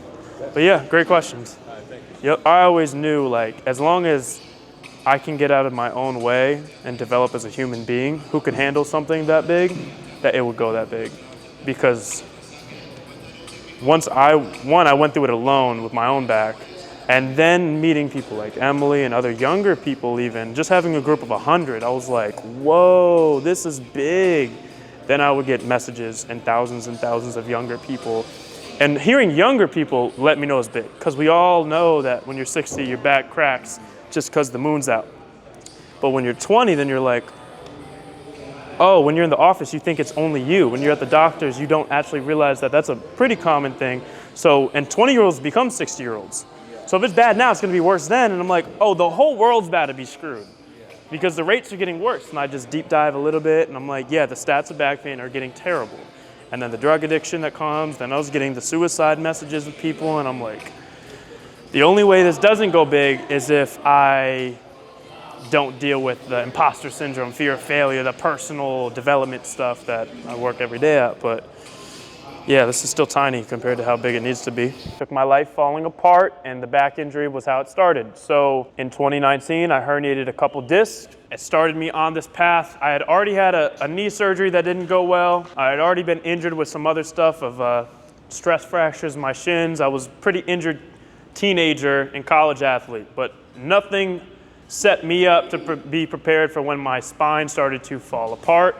The disc herniations, when you're 21, are supposed to be a pretty rare but short-term problem to deal with. You go to the doctors, they're gonna tell you, age is gonna take care of you. This happens, don't worry about it. That wasn't really the case for me. And so the back injuries persisted for the next year, 2 years. Over time, they spread from just being spine herniations to now having SI joint pain, the sacrum area where you sit all day, every day was aching. And then my hips were imbalanced from all the compensations of leaning away from the injury. So my hips were 1 and 2 inches higher like this. That made everything I did off balance. And then I got a sports hernia, a tear in my abs, and then hip impingement, the ball and socket was grinding. So now everything from my low back to hips and around, internal nerve pain everywhere. I'm seeing all types of doctors. And that was not the rock bottom. That was sort of just the start. And I was already trying to become a physical therapist. I was working in clinics as a technician, basically a paid intern. I'm learning how to treat all these things. I'm at exercise science. I'm at a college. Some of my classmates are now here that were in that college. We're studying kinesiology, the body through exercise. I'm helping with research. I'm starting to get into it from a professional, I'm still a patient for my own issues at clinics. I'm now working in the clinics. I'm studying it, doing projects. My whole life is in the professional development of this problem, but I'm chronically injured and I couldn't fix it. And so it got so bad with my injuries that then I stopped being able to sleep. I toss and turn every 30 minutes and I'd be up, excruciating pain. And then this got worse and worse. I started having panic attacks. I started having insomnia to the no end. I'm not getting sleep for 2 days in a row, 3 days in a row. I'm starting to lose it a little bit. Because I'm not sleeping, my immune system's really bad. I'm getting sick all the time. And then I got strep throat and the flu, and then one time, one sickness gave me this big headache that started real dull. Then it started to spread, and I didn't have the sickness, but the headache stayed. And it got worse and worse, and I started getting brain fog, and then my whole head was about to explode for a whole year. And it reached a point where I was so sick, I was so underslept, I couldn't sleep, and the brain fog and inflammation that spread to my brain with all the injuries, I went into a full psychosis and I lost my mind. And that was 2020, so during COVID. Not a good time to try to see a doctor during then. You don't really get much ability. And it reached a point where I literally didn't know if life was real or fake. Every day was an effort to just not jump off a roof. I didn't know if it was real or not. And I remember my friends were there with me, supporting me through it. I remember Tati, wherever she is, trying to spoon feed me because I literally couldn't. I was a zombie. There's videos of me. I was in the sunken place. I didn't know. I couldn't read. It was my birthday. People around a table and my family, and I didn't know the date. I couldn't tell you what date it was. That's my birth date. I couldn't tell you my last name. I was literally gone for a whole year. And through all that, I'm still injured. That's where it started. My whole life fell apart, so I had to drop out of school. I couldn't even pretend to do classes online. I was no longer going to become a physical therapist. I couldn't even move my body much, and it reached a point where my goal for the day was just to be able to get up while the sunlight's out, go for a walk, try to sit still. I was learning meditation. I was learning some breath work, like the things I showed here. And it went from trying to fix my injuries to I just need to stay alive and do basics of sunlight, breathing, walking, I couldn't really eat, so I ended up fasting without even trying, and I think that honestly might have saved me as well. And a very slow climb out of 2020, a college dropout now, dead broke. I go homeless in New York City. I'm sleeping on my friends' couches that now work with me, thankfully, and my whole life was done. Fortunately, something carried me along, and I started to slowly get better through the people around me and just pure, desperate faith. And I started to be able to walk around, feel more normal in my head, kind of know what's going on, start to exercise again. But because normal life was over for me and the pursuit I was doing in my career, I started looking elsewhere for mentors and looking for weird trainers and the corners of who's healing weird injuries and who's making Olympic athletes out of bad athletes. And I'm trying to find what else is out there. And that's how I found a lot of the stuff that I pieced together to form the system, which is low back ability. So there was times I'd get in my car from New York, a road trip down to Florida, and I found a guy named Knees Over Toes guy, and I lived in my car for 3 months just to learn from him, to clean the bathrooms and be mentored. I got hired, became an employee, did that for a year, learned a bunch, left there. I learned that ground up flow and all the sitting and all the stuff by that 50-year-old guy. I was 51 from Algeria, incredible athlete, and he taught me a different version of training that didn't require weights or big lifting, and he was a great mentor for that. I learned Wim Hof and the breath work to try to hit that side of healing. So all of these things I was never open-minded to because I was training to be a very competent professional in training and exercise and physiotherapy. And all of it was very robotic and functional training and like movements and be like a robot and don't bend your spine. A lot of the stuff we hear when you're in physical therapy, I was very firm on it too. It just didn't work for me. And so I learned that there was a gap missing from my suffering. I realized it didn't fully work. There was good stuff, but things missing. And when I started this mission and finally fixed myself over years of trial and error, I started making videos about it, talking about it, just like you guys found me. And I realized it's actually a common occurrence that people don't just get the back injury, but get the hip. That they don't just get the injury, they get the mental, they get sick. It's not just older people, it's younger. Okay, people go into the doctors and they're told pretty morbid, dead-end advice too. It wasn't just me. And then I realized, oh, the whole society, the rates of back pain are getting worse. It's starting younger. The success rates of surgery are not improving. And I'm like, in 20 years, we're like the #1 leading cause of disability today is back pain. It's one of the biggest codependent factors that lead to addiction. And then now I get messages from people saying they're going to kill themselves, their dad killed themselves, they're addicted on hydrocodone, they're addicted on all these drugs that led to the loss of their life, all started from back pain. So this was an unplanned journey for me. A lot of these people in my team and friends saw me back then. I had big dreams of other things, saw my life fall apart, and I was resurrected somehow to still be here and help. And that's why my mission has been to keep it very accessible. That's why the programs pay what you want. That's why we gave payment options of what you want to pay to be here today. I really rely on the community, and that's because I identify so much with people going through it. And through me trying this out, people said this business model would never work. It's not a smart thing to do. People have taken care of me more than they need to. And so it's been a beautiful proof of concept that if you truly care about what you say you care about and you show up for people, they will help take care of you. And I'm not saying that all the answers are here for back pain, but we've made a lot of progress and saved thousands of people from the lineage of addiction and hopelessness, not just because of the exercises, because the way we view this stuff and being resourceful and empowering people that they're their own back expert. Pay attention to your body. Don't ignore the symptoms. Be calm and patient. Play the long game. All this stuff's very deliberate.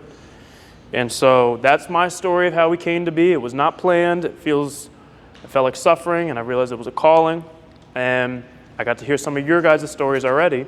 Some of you are years in, some are 1 year in, some are fresh from last month.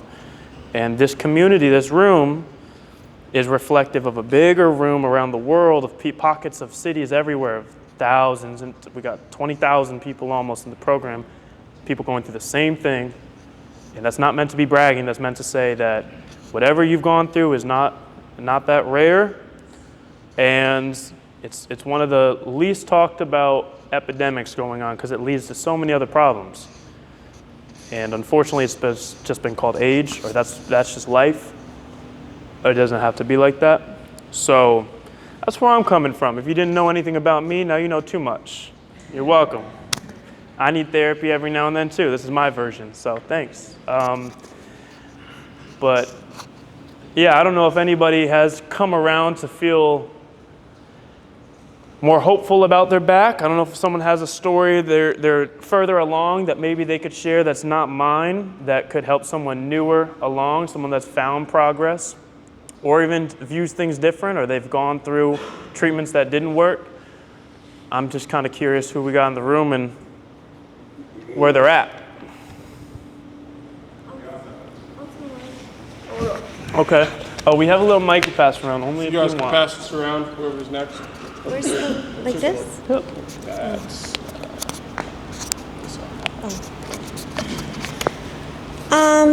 I'm Tina, and I'm 37. I have a L5S1 herniated disc and some bulging discs above there, and that happened in 2018. And the story was almost identical, except for I didn't create a program.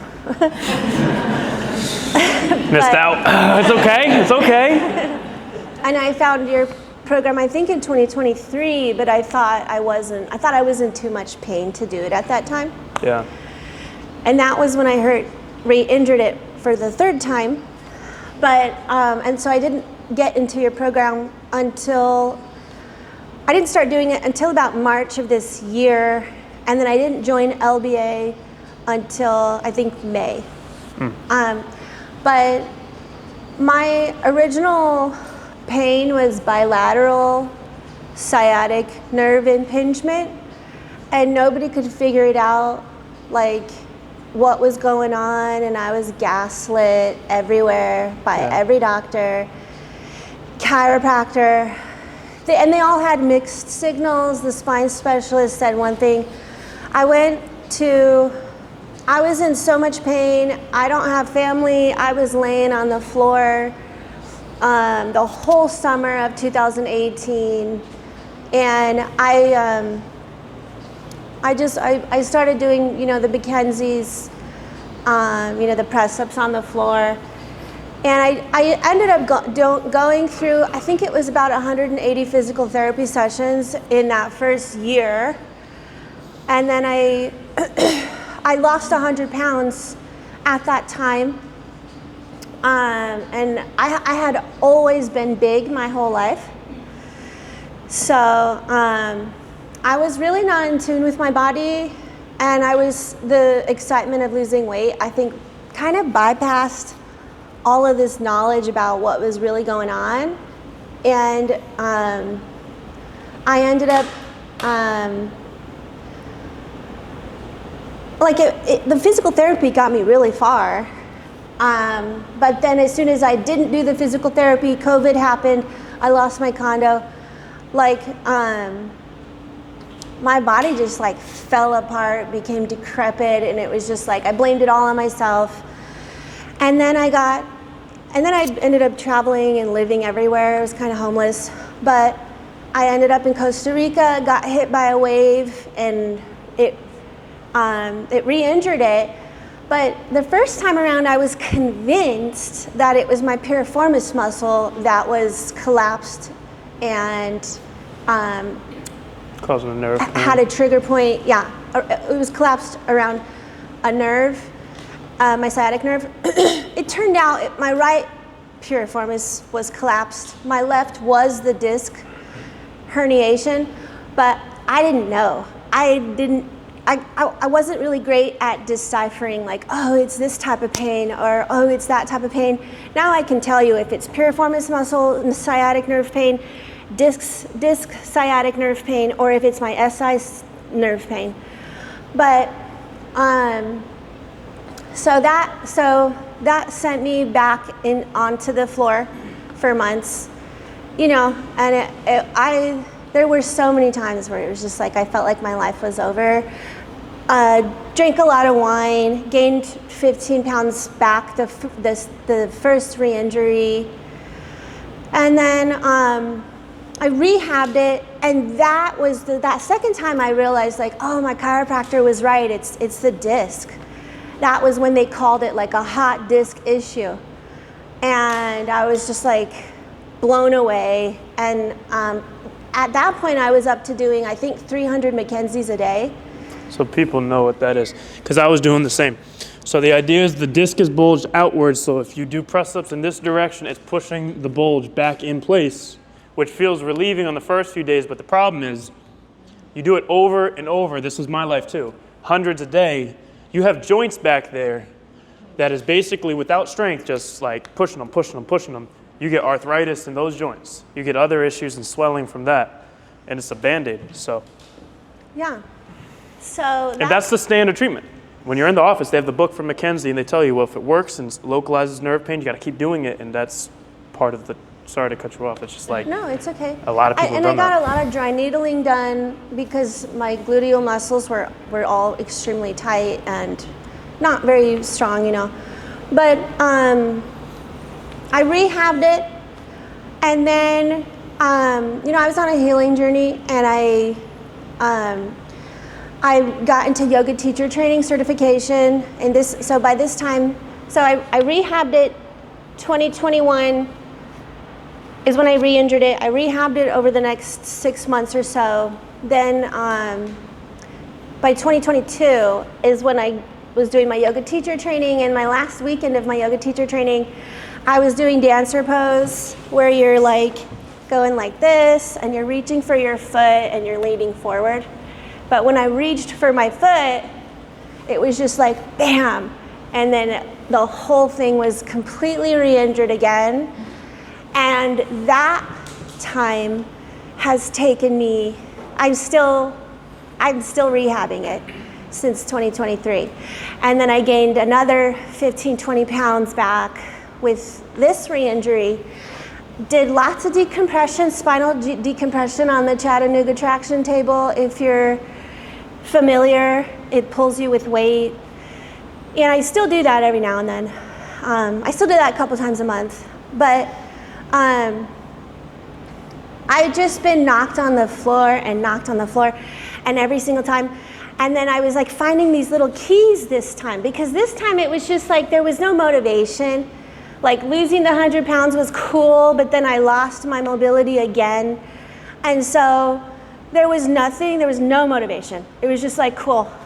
And so this time has been slower, but this time I'm learning a hell of a lot more about my body, and it's just been an extremely long road. But in March, right before March, when I started doing your stuff, I finally found this trick of like stretching my QL muscle and like doing certain stretches with my stretching strap. And I thought like, oh, as long as I do those every single day, this is it. I figured it out. Like I figured out not only how to, I hired people at like the stretching lab to help me to figure out, like, because I was so scared to like stretch. I finally figured out how to stretch it myself with my stretching strap.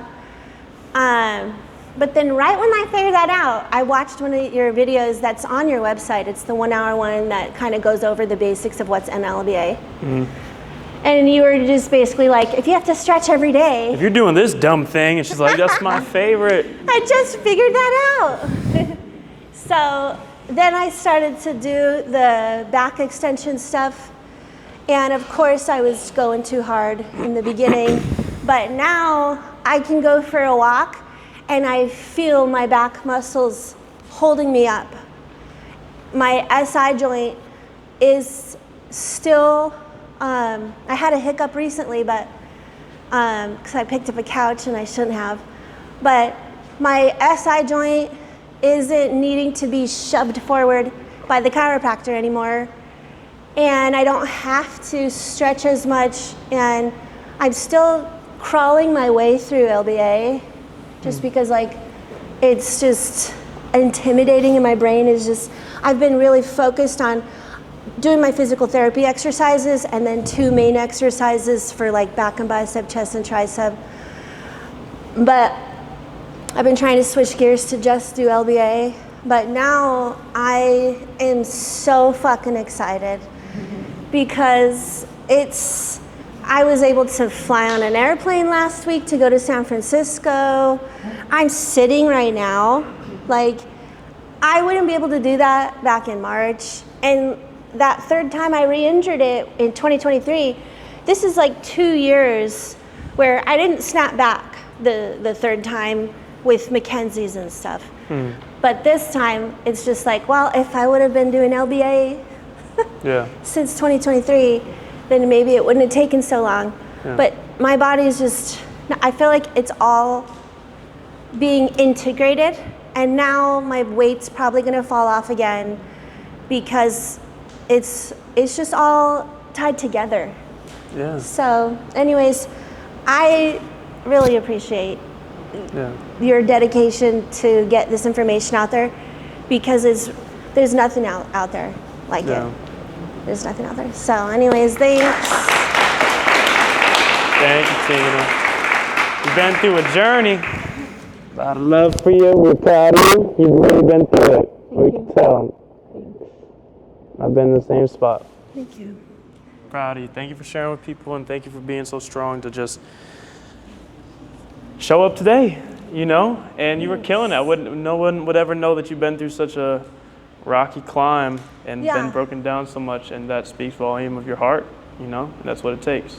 Yeah. Super low moments. Yeah. Where it's just like, why does it matter? Yeah. But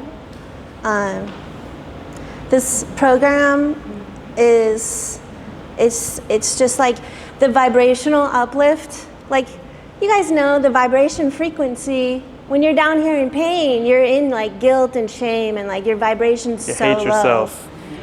But now I'm like up in the hope. You're like feeling some good days. I oscillate, and I'm just like, okay, we might climb back up into those that happiness and stuff. Yeah, you got to start. First thing, if anyone's in here with the idea that you're not going to get better, that's your biggest challenge, is to first challenge that. Just don't even say, I'm going to get better. Just think, what if? And you decide, what if I get better? And you play with that thought enough, what if will become, how can I? You play with that long enough, it'll start to be like, I think I can do it. Play with that thought long enough, you'll be like, it's going to happen. It's inevitable. The belief has to come on a dial of you just exploring and trying real stuff. Real stuff means you ask why, you learn, why do things hurt? Why am I stiff? Why are the symptoms? Not blaming it, not hiding it, not masking it, not running away. And as soon as you're doing that approach, your discoveries will be real. It'll be honest, and then it makes sense to have hope, you know? So it's very hard to be optimistic when you got no real plan and you're just off blind, you know, whimsical faith. So it's just, you know, thank you. I appreciate it. That was a good story. I appreciate it. Yeah? Can I get that mic from you? Yeah, thank you again, Tina. Beautiful. Paula, my friend. Yes. We're standing up. What are we doing? We're tangling? What are we about to do? Hello. Hey. Another hug. Oh, yes. Great to see you. Oh, it's great to see you. Thank you. Oh, my God. Can you tell them how you found me? The story you said when we first came in. Because I think it's interesting. Okay. What did I put there? No, you get out. It's right there. Oh, I am just truly, truly grateful to be here. This has been a journey for me. I'm Paula, and on Sunday I'll turn 78.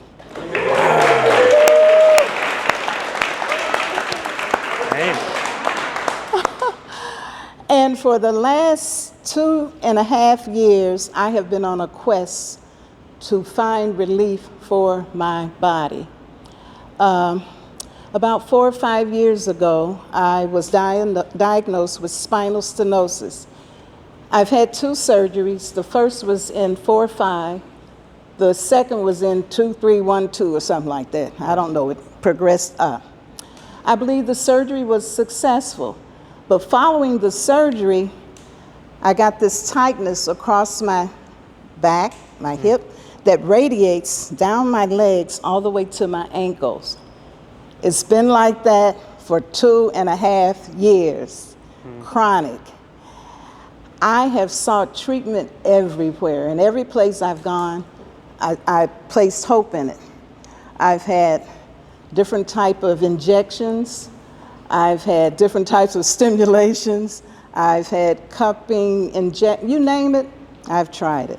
And nothing helped, absolutely nothing. But I said, I know there's an answer. There has to be an answer. So every place that I had gone, each doctor sent me to someone else. I placed my hope there, someone else. I placed my hope there, someone else. And in this year, I found myself in Virginia at a pain clinic.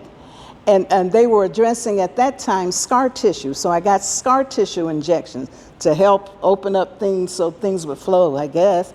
And I believe that the different things that I have done had some type of benefit, but they never got to the root cause of the issue. So I'm okay with it, but I've traveled up and down the highways, the byways. Our daughter is in Germany and she sent some information or whatever. I've tried it. And then lastly, I ended up in Tampa at a pain doctor, and the doctor said if he won $1 million, he'd come spend a year with you. He said, you look up Brendan Backstrom. We immediately got online, YouTube, and started listening to yours. I could tell your story almost as good as you can. Maybe better. Started listening, started following you. And so I sought the support of my husband and some other friends, because I believe anybody with a back should be doing this. And so I'm telling people, I invited my friends to join us, and here I am. And right now, my hope is in you, young man, because there's work for me to do, and I don't believe I have to do it feeling like this. So come on. Thank you. Okay? I'm just saying. I love and appreciate you. Thank you so much. All right. I needed that. Well, you got it. So much love. Thank you. Bless you. Thank you. Mm-hmm. God bless. He does. Thank you.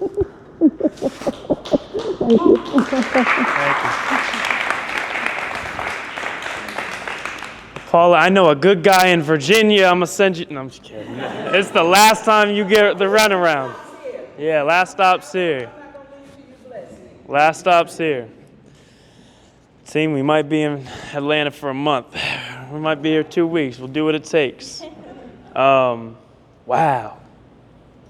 So that's really special because, one, you kept bringing hope to every place you would go, and you kept your mind open, and you are incredibly wise and sharp and aware.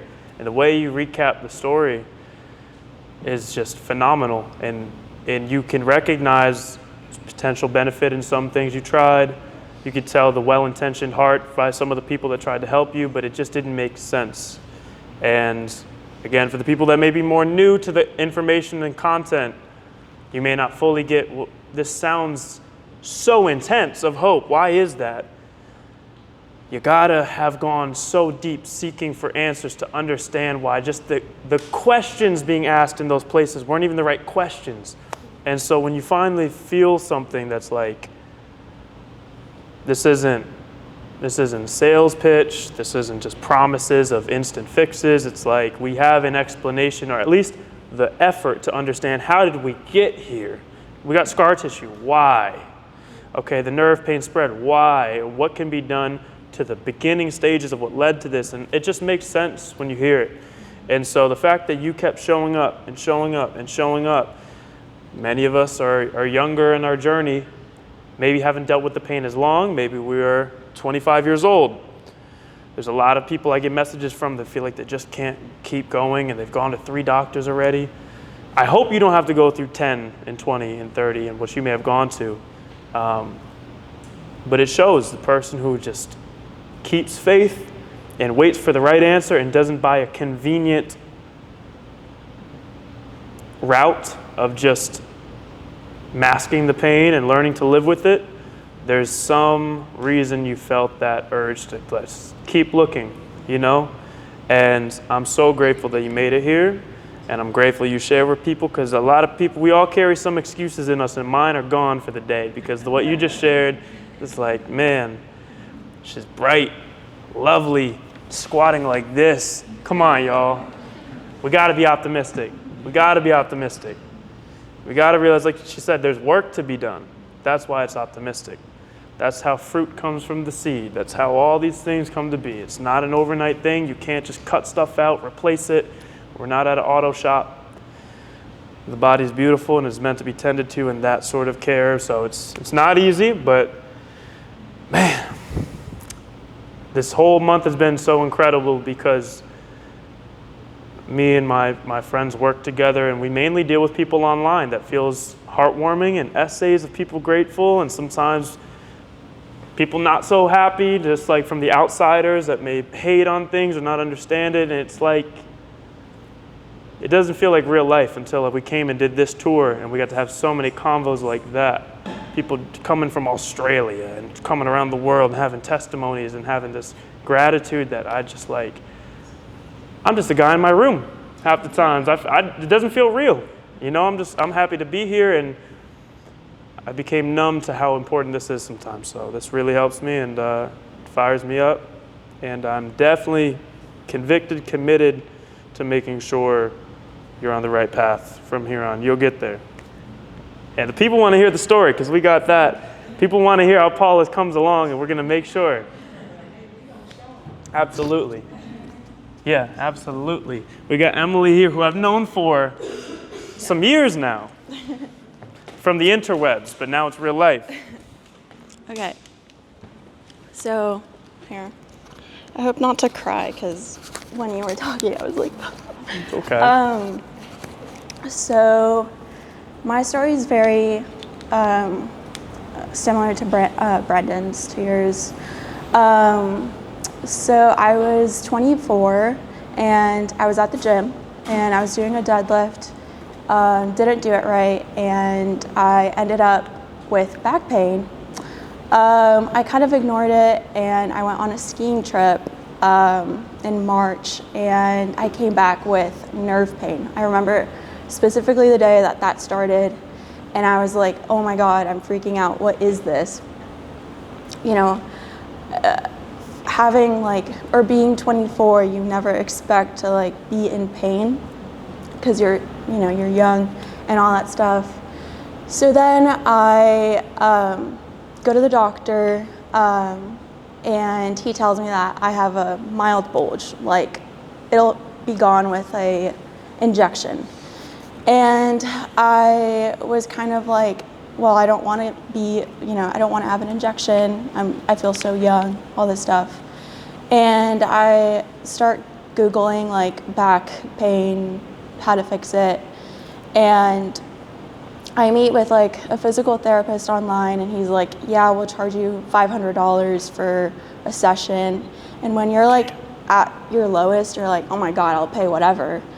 But then I was just like, dang, I hope to find something else. And I run into your videos, and I was like, this is crazy. A 20-something-year-old having the exact same issues as me. You know, you go to the orthopedics clinic, and everybody there is older than you, so you just think it's you. Then I find low back ability maybe in March, and then I don't get serious about it until November. So it took me a minute. 2 years ago, right? And I start being serious about it. I have a calendar, I start writing when I go to the gym, when I start doing back extensions and for how long and all of this stuff. But obviously while you're going through this, you experience a lot of mental battle, because I think it's not just physical, but it's a lot of mental hard. You feel so isolated, you're 20, I was 25 at this point, I'm 26 now, and you know, all of your friends are out there like playing soccer or playing tennis or like doing all this stuff, and it's just really cool to be in a room with people who also have, you know, who has a similar journey to like what you're going through, and you know, different ages and stuff, but we can relate so much. And it just, I don't know, like I feel so hopeful, and I like still to this day, I still have a lot of nerve pain, but it's way better than when I first started. Like I went on a 4-hour plane ride and I was okay. And it's crazy to see like just different things that you can do that at one point you couldn't, and how like quickly you pick back up. Yes, you have a flare up, but the next day you're okay. And I don't know, it's just really cool to like have a program that you can relate to with people like everybody here in this room. Yeah. So yeah. Thank you. I'm proud of you. Thank you so much. Wow. You want to go? Yeah. No, it's just. I have to put it on my shirt. You can hold it. Hey everybody, my name is Saif and I'm 32 years old. I've been doing LBA for 8 months, so I feel like my story that I'm gonna talk about more is gonna be involving LBA a little bit more, like talk about that and about the past that I've had. Yeah. So I'm originally from Egypt. I was a professional soccer player back there. My injury started when I was like 16, just playing or something. One guy just bumped me, flipped, fell on my back, started getting sciatica. Yeah. But then still 18 or 16, didn't really care for it. And then after a while, started getting better, started going to the gym. And then luckily, back home, the gym had a back extension. So just started really doing the back extension, and that pretty much fixed it. The years go by, 2 years ago. I still play soccer like in the backyard, running and stuff, and I didn't have my son yet. So I was pretty active, lifting everything, doing everything I want to do. And then right when my son was born, we went to Mala, Georgia over here. It's so silly, and it's not the cause, but it tripped everything. I tried to on-cloud shoe, just walking for 2 minutes, and then came back, sat down, taking it off, started everything. Couldn't walk, couldn't drive, everything was done. I couldn't even lift, do anything. And then my wife also has a little bit of back pain, so I was a support system, right? And I was like, you know what? I'm ready to have a son or a baby, you know, life is going good. So my son was born, like I said, that injury started, and then I didn't know what to do. Went to a chiropractor. He was like, he keeps adjusting me, doing all these things, and honestly haven't been feeling better. He fixed my wife back in the past. But I started telling him, hey, every time I lift or do anything, I'm getting pain, man. He's like, oh, it's okay. You know where to find me. Just continue. I'm like, what? I'm like, okay, that's fine. And I understood it's just for the money and stuff, but anyways, long story short, went got an MRI, did physical therapy. Physical therapy improved me by like 10%, which is still going up, down the stairs, doing anything. Keep in mind, my son is still like 6 months, not lifting him up, can't drive, can't get out of the bed to go to the bathroom middle of the night. Man, he cries at night. I can't get out of bed because I know I'm gonna get out and I can't. Again, mind me, my wife also is going through the postpartum and all that stuff. And then, anyways, short story, got an MRI, L4, L5 bulge, L5, S1. When I first went to the doctor after the physical therapy, he was like, but you're young. It's okay, everybody has back pain. I'm like, what does that mean? I understand everybody has back pain. You have back pain, okay, but what does that have? I'm asking, what do I have? He's like, you're good. Got an MRI. When the results came back, he was shocked. He was like, yeah, you have a back problem, yeah. I'm like, no shit, I know. Well, I was telling you. He's like, well, just keep a good diet and just try to be safe. That's it. Nothing. I was like, you know what, whatever. Searching online and doing all that stuff, I found you. And I saw you pushing towards the back extension, which I know from the past healed me. And all the talk you did and all that, then I was like, you know what, I'm gonna give it a shot. I could not do 10 seconds on the back extension machine. And until now, I'm still very picky on specific things that I do as far as the program, but the majority of it, like out of 20 exercises, I'll do like 15. Mm-hmm.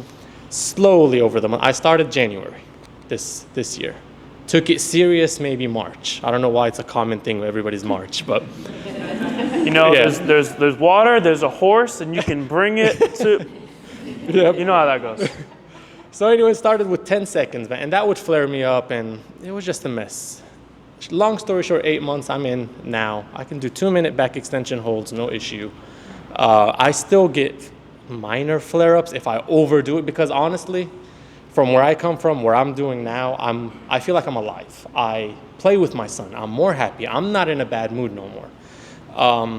I can finally clean up in the house. I can do things where I was literally just sleeping in bed, praying that I'll feel better tomorrow, the day after, and I was never getting better. Yes, LBA takes a long time, like you say, and that is true. I've had moments where I doubted it a lot. Even up until like maybe 3 weeks ago, I constantly back and forth. I'm like, I'm getting better, but I'm getting also worse.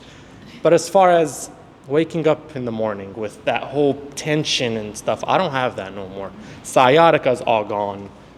Minor issue here recently started after I've overdone it in like lifestyle. Next step is the reps. I keep getting issues with that. Just I haven't even tried it out of fear. The biggest thing also is our fear. The fear of, responsibility of life. Hey, I have a toddler. I don't want to push on this exercise so I don't get a flare-up tomorrow. I want to make sure that I do this.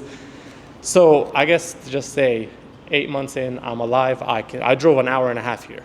I didn't get a flare-up. The stuff that I've done here, I would never even try to do that at home, just to be honest with you, even with the LBA exercises. Wow. I'm very cautious in what I do. And I've done all that, and I didn't get a flare-up. So the mental aspect, yes, physical is very bad.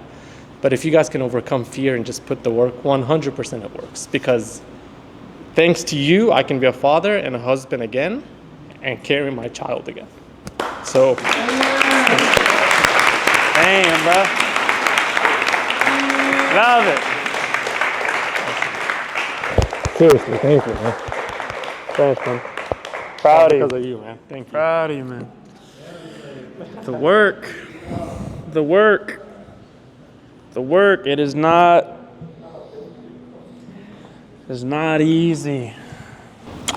It's so special because it's just like, this did not exist when I was at the stories I talk about. What existed was Enoch and Tati, and like our advice at the time, Enoch told me, I'll never forget him calling him like, yo, bro, I'm gonna do it. He's like, what, get a haircut? You're ugly. I said, no, I'm serious. I'm like, I don't think I can do this. And he gave me the best advice he had, which was, take a cold shower. And I went, boom, shut up. My friends we don't go to therapy. We don't know what we're doing. We don't have a mental clue, a physical clue. And I'm just like, they meant well. They love me. They're taking care, but it's like this sort of helpless distance of, they just really don't know what to say. And the go-to is listen to the professionals. Let's go back to the doctor. But you've been there, and you've been to another one, and then it reaches a point where it's like, if I go to another doctor and I hear silly stuff again, that's going to set me off the edge. So now you don't even want to go to another doctor because you can't handle another round through trying, being like down and out. And so a space like this, you know why it's beautiful? Is because everyone's standing every 5 minutes, sitting, standing. I'm like, yeah, we get it, right? Okay, because most people wouldn't know what that is. I know what that is. And the reason that's okay is because there's some people who sat the whole time. And there's some people that have trained the ability to sit most of the time. Tina's been here sitting pretty much, I think, the whole time. Not a year ago. And the thing with it that Emily shared, that Tina shared, and everyone started to talk about was that it's a very non-linear journey. You almost question, is this really lasting progress, or is this like just a little window again? And the reason why you just know it's different is because you earned it differently. It took a lot of time and work. And then even when the setbacks come, you need the setbacks to know if you're making progress. Did it last as long or is it shorter? Is it as intense or does it mean less? What can you do that you couldn't before? These are the objective, tangible things you got to hold on to. The pain is the greatest trick. It turns into fear. And that's got places to go in our body to keep us locked up. So I'm extremely proud of all of y'all for being here. This has been the most special round of us talking and the whole tour, and we've had a lot of talks.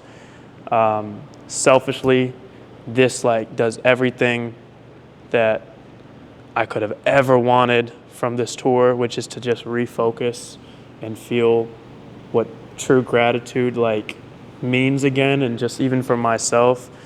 And it gives me so much faith in everyone's healing potential, because I didn't think I would get through it.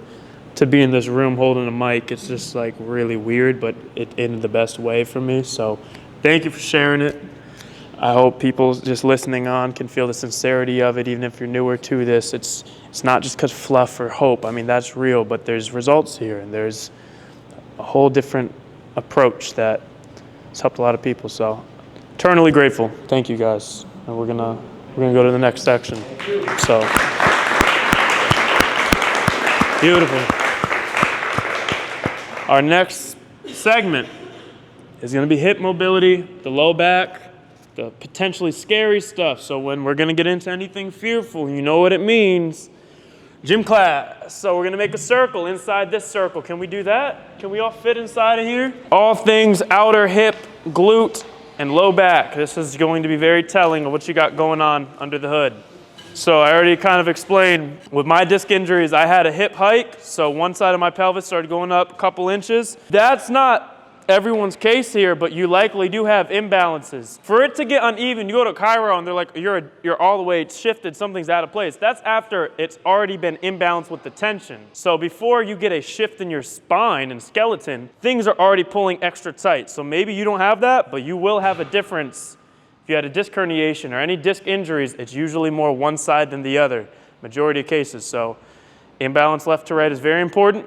We're going to all start. Give ourselves a little space, fill in the spots. We could be 2 lines maybe. Let's try 2 lines. All going to put our right hand up to the ceiling. Beautiful. Now we're going to have our right leg in front. Right on my line? Nope. Left leg in front. It's been a long day, long day. So our right hand's facing down, sliding down the thigh. We got arm tight to the body. This hand is up in front. Feet are staggered, shoulder width apart. I want you, this is just a test to see left to right how it feels. This isn't training, this is just to see. We're going to reach up with the hand that's reaching and then reach down, slide the arm tight down the body and come back up. It's just a little movement. Feel the tension. Do you feel it in the oblique, the outer abs? Do you feel it deep to the spine? Many of us are leaning forward, try to stay back. And you slightly rotate to face the ceiling. Let's do a few more. Arms dead straight to the ceiling. Slide down, reach up. Squeeze the right glute. A little movement, so don't reach down, bend at the hips, just slide sideways at the spine. Yep, just a little bit. Good, let's switch feet. Now the right hand's on the way down, the left hand's up to the ceiling. We just want to see how this feels. Sit up tall, first step, sit up tall, squeeze the left glute, head to the ceiling. Now you're going to rotate and slide down, look up, and back. Might be a real tight pull, might be a little dull pull. Keep going. That's good, you get to feel a little bit in there. That's fine, it's about what you feel. It doesn't matter how far you go. Do one more. Good job. Okay, take a break. That's just to feel something. So we're starting just seeing as a test. Is there any difference left? You could do straight arm or bent to right. Many of us may have a tighter side or just feels intense. So we're going to work all the muscles. The pelvis that was uneven or maybe it's too tight on one side, we're going to work the glutes under it. We're going to work the lateral spine muscles above it. So to start, we are going to all stay in our lines. We're going to need mats for some of us. We're going to be hands and knees facing forwards. Let me show what we're all doing before we get you guys with mats. This is going to look very different for everybody. The motion, starting on both hands, both feet and knees. You're going to bring one leg around in a circle, back, slow, out. I'm doing a small circle on purpose. This is fine. It has to be slow, 5 seconds to get around. No sticking point. If you can do a bigger, more exaggerated circle without moving your body, that's great. If you try to do that and you have to shift and tip your torso, we don't want that. It could be even down here, small. It's about the control. So there's 4 movements. It's going to seem complicated. It's pretty simple, though. The first is a circle backwards, reach around. You're going to do 5, just like this tempo, nice and slow. Once you do 5, you're just going to reverse it. Outwards to the side, reach behind you. You're going to do 5 like this. The third one is just straight out to the side. That's 1. 2. The last one will seem tricky. I'm going to remind us as we go, though. The last one, you go out to the side. Reach behind you, heel to the ceiling. The side, that's 1. So the knee is high, the leg is up the whole time. You're just rotating. Arms are straight. This one's real tough. So the first step is for all of us to get mats. If we need, you don't. Not everyone needs, but if you felt uncomfortable before, let's get you one. The main things I care about is slow motion, no moving around fast. Start with small circles. So the first one is where you take the bent knee. Your knee's at 90 degrees the whole time. Everything we do, it's bent. Reach back like you're kicking the ceiling, but keep the knee bent. Some of us already kicked out, remember? So you got to bring that foot up to the ceiling. Kick high behind you. Yep, a little higher if you can, Paula. And let me know if you can do this. Yep, like that. It's tough. And then now you're going to rotate around, bring the knee to the side, and then down together. I'm going to take the phone out, just that's okay. I might help you out. Okay, so behind you. Then reach out to the side. Bring it over here, rotate, and then bring the knees together. That's 1, start small like that. Behind you, the side, yeah, exactly. And you work on making that circle bigger. That's fine, that's totally okay, but slow. See how slow you can do it. Keep that knee bent if you can on the way up.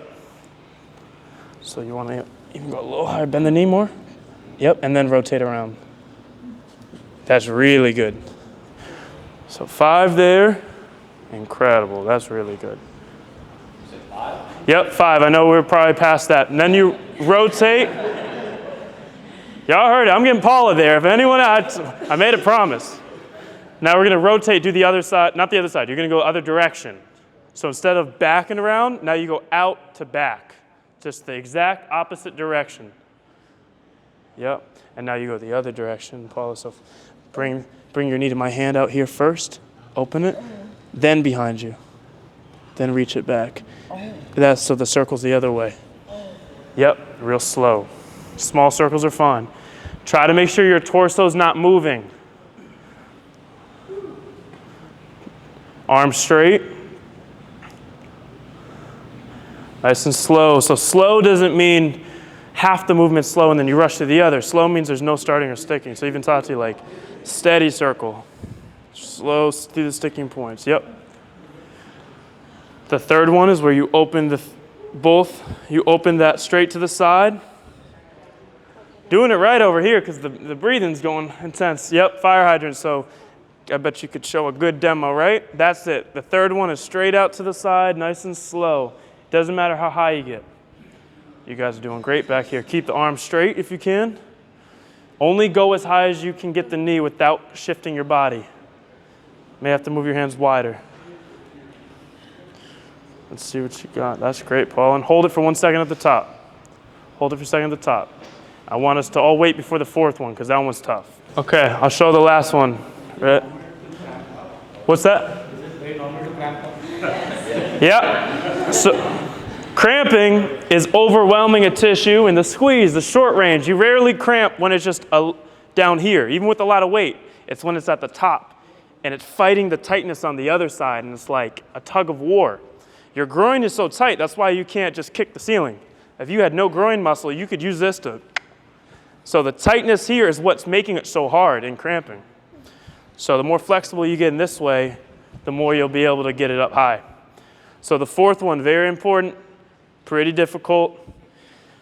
I don't know what angle is the most polite to whoever's wherever, but I'm going to be pointing the wrong way for someone.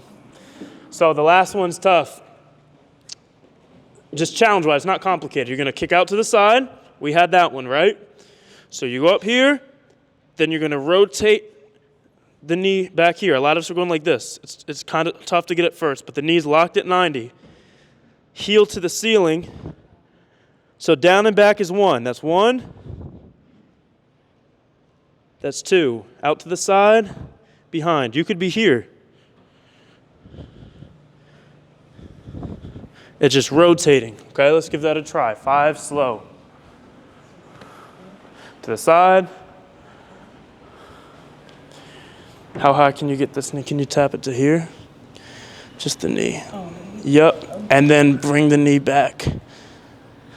So it'd be more here. So this is the starting point. And then rotate it around. That's 1. And then back here. Keep it high. And back. That's 2. Yep. Try to keep the knee high the whole time.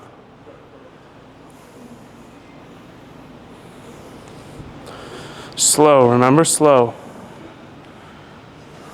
So the cramp is because the groin is weak, or like it's just tight? That's part of it. That's part of why it's so hard, but the cramp is also you're just not used to squeezing it that tight. You're not used to working it there. That improves with time. This gets stronger, it won't cramp as much. That's good. Just keep both arms straight as much as you can. That's really good. Okay, we're gonna move to the other leg. Somebody knows they're doing it messed up that wants me to look real quick. It's helpful because other people can see me coach it too. I know that's brave. Come in here. Here we go. Let's see what we got. First, take a pause. Let's see what we got here and diagnose them. Okay, which one is this? The first one or the last one? First one? Okay, let's see. Last one, okay.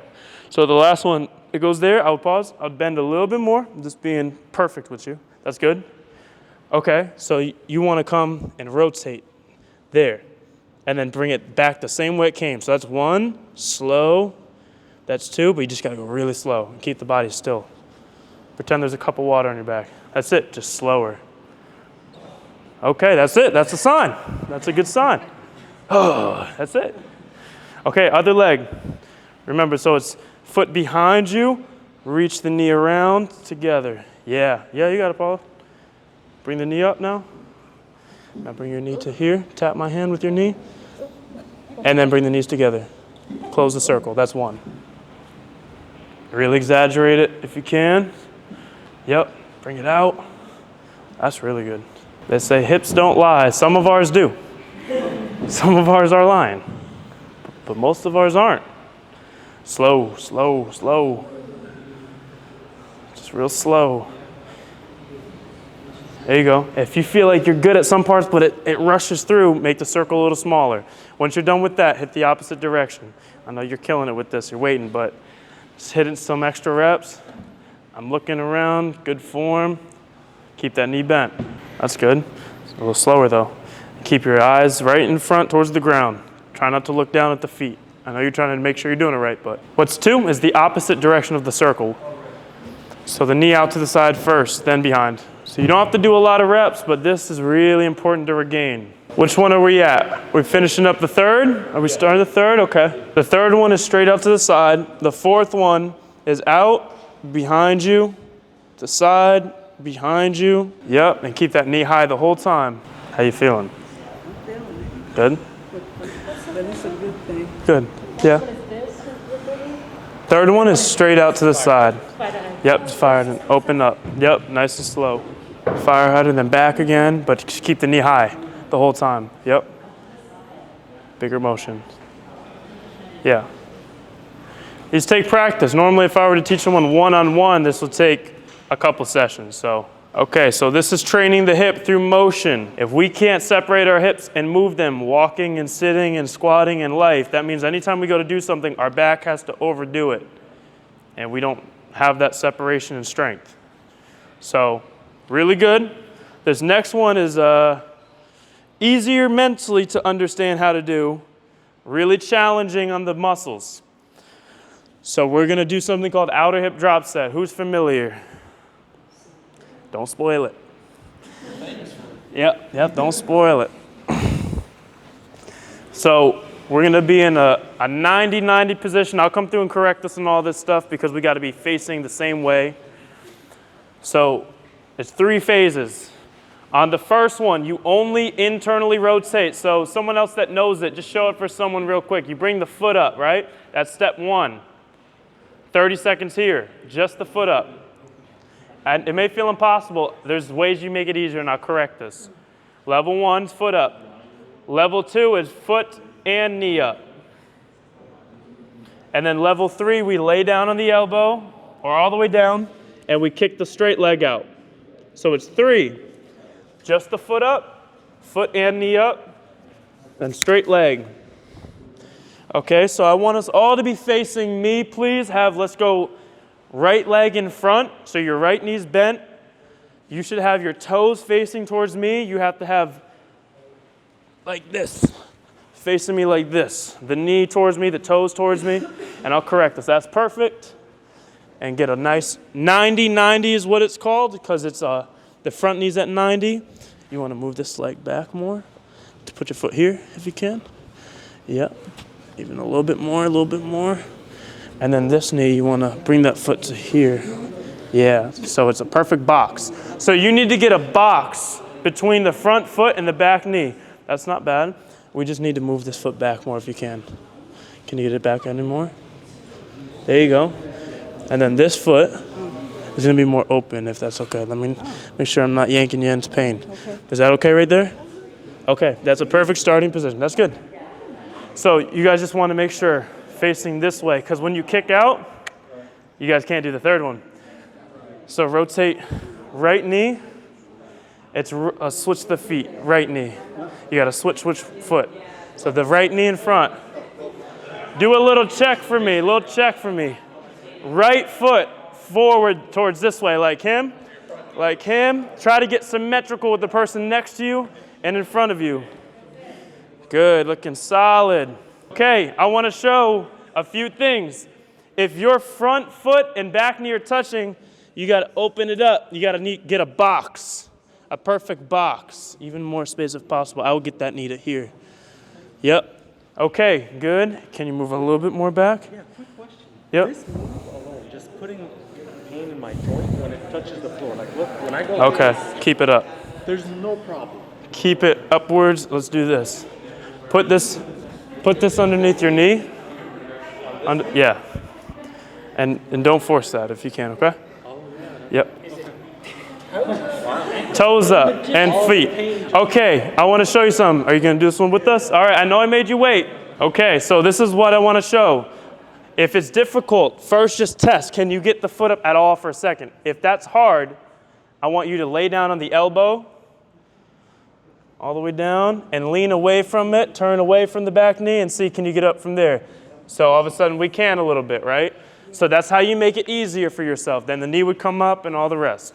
All right, so let's all get ready for the first one. It's going to be just the foot coming up for 30 seconds. Cramp. Oh.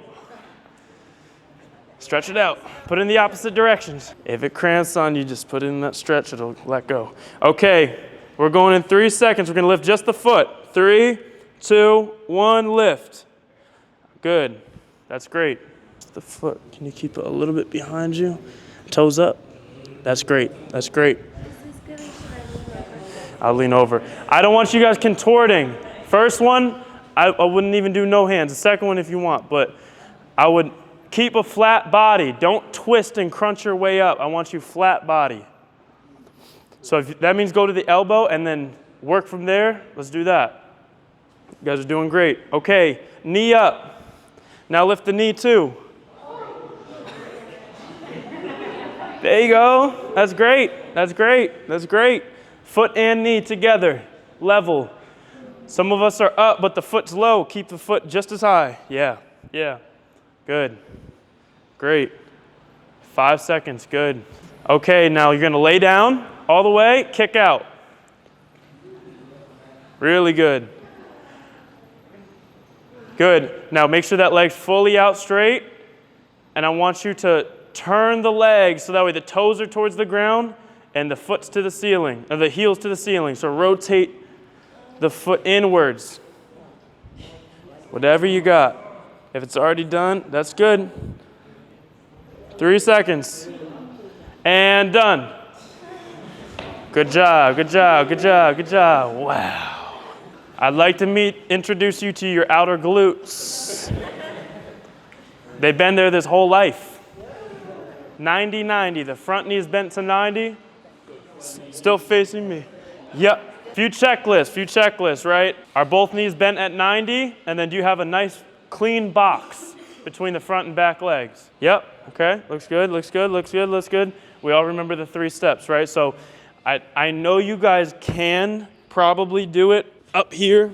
Some of us are crunching with our spine. I'd rather you make it easier. You could be up here if you can handle it. Some of us are trying to force it. I'd rather you just stay neutral and then rotate harder. So just keep that in mind. We're gonna get going now. 3, 2, 1, just the foot. Yep. Get that foot up. Yep, as long as it's off the ground, you're doing it. Paul, I'm gonna move your foot back a little more, knee from there if you can. Good. Think about how the back feels. Don't force it if it doesn't feel great. Great job, keep going. 5 seconds, nice, nice. Okay, now the foot and knee. Yep, this is the test. It's a tough one right there. It's looking good. Seeing some vibrations in the hips here. It's okay. Good job. Good job. Now, mindfully, be careful of the person to your side. You're gonna lean down and then kick out. Nice. Good. Now try to roll your bodies towards me so you're not to the ceiling. Rotate on your hip. Yep. Good. As high as you got it. Come on. Nice. 10 seconds. 3, 2, 1. Good. So that was using the hips in the toughest muscular position, but no motion of the joint. So 2 different angles. You got the one with motion to really help in the joint. It burns. This one wakes up muscles that have been shut down and really not firing correct, but it also helps the cramping. If you cramp a lot, go to that tightest position and give it time. That's training it to be better at those shorter squeezes. So the reason we did that, I'm gonna test y'all. The principle of squeeze, then, right? So we just did squeeze. So now we're going to stretch. So this muscle stretches out this way. You've probably seen different things like this, right? We did the opposite. You can think this almost any body part, any muscle. This is the stretch. We did the opposite, squeeze. That's why it was so hard. So now we're gonna go into the stretch, and the version we're gonna do is a normal pigeon where the front knee is bent. You're not completely on it. The heel is slightly inside, and we're gonna hold here, but there's a twist before you get too comfy. This is still for strength. So you're gonna actually use the muscles to hold you up because the back knee's off the ground. So it's really all the weights on the front glute with your strength. But you're gonna balance on the back toes. You could have hands down. Let's go right knee forward. You could be face however, actually. Let's face this way. Let's do right leg in front. I usually do less rotation, like that's a good one right there. You could have it really rotated. It's harder to hold yourself up. Like this is, you wanna be more on it if you can. Yep. Right? Okay, we're gonna do right leg first. That's good. You guys got it? Good. Yeah, definitely use the back foot. I don't actually do it without the back foot ever. Back leg straight, just make sure the back knee's off the ground. We're gonna get going now. 3, 2, 1, hold. Try to be more upright. Upright like me. If you wanna look over, this is the position you should be at, right? More upright. You're pushing the knee into the ground to lift yourself. If you wanna make it tougher, you go hands behind head. And remember the hinge we did on the box with the flat back? Slightly lean forward and hold. Right? But you're pushing your knee, pushing the right knee into the ground to lift. Most of us should be using fingertips. Think about how many those. 3 fingers. Push that knee into the ground. Activate that glute. Pushing the right knee into the ground, right? We're lifting a little bit. Yep, and lift yourself with the glute. Yeah. Okay, I got a little excited and didn't give you all the cues before we got going. So, could I show one more time? I'll squeeze in here. So the position was good, everyone was solid. Everyone started trying to go into the stretch. We're not trying, like remember on the wall I said you could do 100% stretch or you could do 80 and contract. If I wanted to feel something stretching, relax, I would go like this and try to fold to feel anything. This is really easy, but because I push my knee into the ground, it's contracting this muscle. Now I feel the stretch and burn without trying. If you wanted to, you go hands here, hands here. Every inch you lean forward, it's a lot more now. And you just hold this. This is how it makes me shake, trying to balance with the strength. I'm pushing my knee into the ground. That's how I'm activating. So keep that all in mind. Left leg forward. It's totally fine to have hands on the ground, just intentionally putting your knee, lifting into the ground, okay? Can you move this foot inwards a little more? And then this foot. Yep. Great job, great job. If you lean forward, that's totally fine. Flat back. Back knee off the ground if possible. I always keep the back foot. I never float personally. Yep. Hands behind here, slightly lean forward. Oh, what happened? Back. Oh, so you're not ready. Okay. It's not about intensity of stretch. You may have opened up glutes, that's fine. We're building strength in the stretch. 5 seconds now, 5 seconds now. You guys are doing good. 3, 2, 1, solid. You're flexible. So can you hold that for a sec? I want to use a good example. Not at all, nothing wrong. What was your name again? Sagar. What is it? Sagar. Sagar. So Sagar said, I don't feel the stretch much in this. He's very flexible in this position. No wonder he doesn't feel it, right? That's okay. If you are this flexible in this position, your problem is not that this glute muscle is too tight. You don't have that problem. Probably. If your other one was really tight, that's not good. But this is still valuable for you because there's the relaxing, like, I don't get it, I don't feel it. But if you hold yourself with enough time, like I tried to put you here, I said, try this. You went like a noodle. Now that's the strength side. So maybe it's the back. I know you came in more sensitive today, but this is like 70% of a stretch for you. But now you're squeezing to get strong there. So if you could either stretch, say, hamstrings, relax to here, I would rather you go this far and squeeze and get strength here versus relax to here. So this is easy for you as a stretch. The challenge is to try to get the contraction there. Let's try. One more time. Other leg, we're going to do just 30 seconds. Only if you want. You can sit it out. If that felt like a lot for today, we don't have to do more. Let's do right leg in front. The heel is slightly inside. Okay, in 3, 2, 1. Lift yourself up. Yeah, and hold yourself high. That's good. That's really good. Nice. Solid. Back knee off the ground, right? If we can, back knee off the ground. Do what's safe for you. Don't push it too hard. That's great, Paula. Nice. And rest. Okay, switch sides. And lift. Keep the shoulders down and relax. No shrugging. Good. Yep, you're looking good. Okay. Nice. Nice. Back knee off the ground. 5 seconds. Controlled breathing. Flat back. And done. Won't make you do it again, I promise. So the equipment version of this, what you've seen on the site, I've shown this on program. It's actually a little lighter, but it's easier to scale. You would start on this, like this. This is how you do it with weight. We don't have enough benches, we can't do this today, but this is where it came from. You lift up here.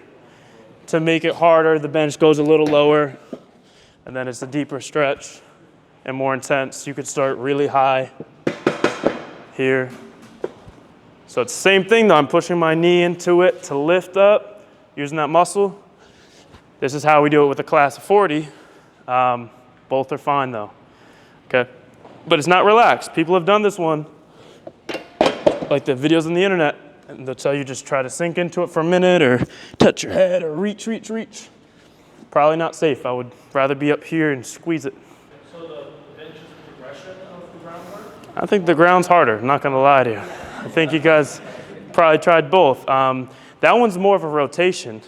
The bench angle actually rotates it more. This one's more just glute strength and a little less intense of that. But This is one we started doing because of the tour, and I realized I really like it. Now we train it. Okay, we can all stand up. We're gonna go back to outer lateral spine. We all want a little weight. So this section, let's all walk down. We're gonna grab a dumbbell or kettlebell. Let's make sure everybody gets a good weight.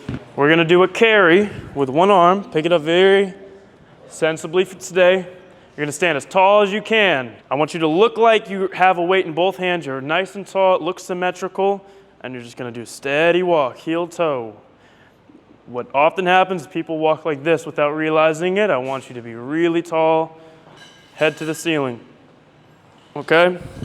If you got a light weight and it's easy, lift the weight off your body a little bit. Every inch you separate, it's heavier now, okay? Try to keep your elbow off your body. Don't walk like this. So we're all gonna pick it up in our right hand, and we're gonna walk this direction. We're gonna do a big oval together. Okay, we're gonna start the line of traffic. Let's all try right foot forward, go. Let's try to walk and get this thing moving. Try to open up the oval as we go. Take a wide turn. Yep, open up a little bit. Here we go, nice and tall, nice and tall. I know we're stuck in traffic, but we're making the circle bigger. It's gonna catch up. Nice slow steps, really tall. Yes, the grip will be gripping. We will feel something there. Normal walk on the heel toe.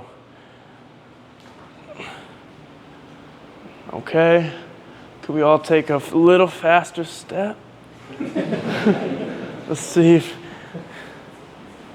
okay. Nice and tall, some of us are leaning forward without realizing it. Really tall. Head up, both arms out.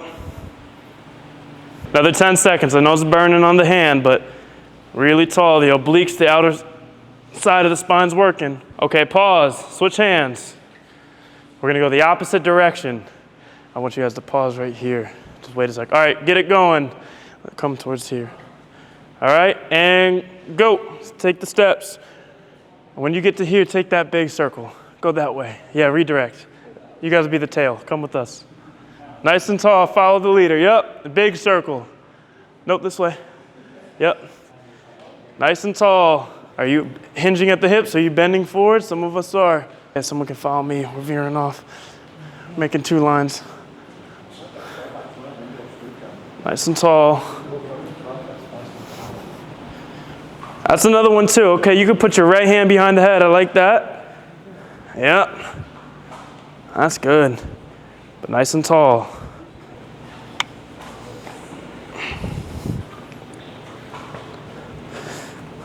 Paula, what are you grabbing? The 30, the 40? What did you grab, Paula? Okay, pause. We're gonna do one more on each side, so we're gonna go the other direction. Right hand, left hand behind the head. Let's get it going. Tall. Where are your eyes looking? If you're looking down, your whole posture's probably down. We got a speed minimum of 3 miles per hour.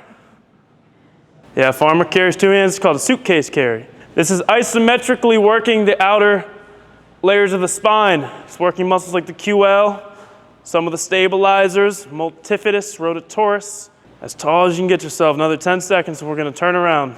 Okay, switch hands, rotate, one more. Really good, and we're going. Good, try to keep the elbow off of you. Eyes ahead, look ahead. It's the last round, tall as we can get it. Almost squeeze the glute every step to finish the step.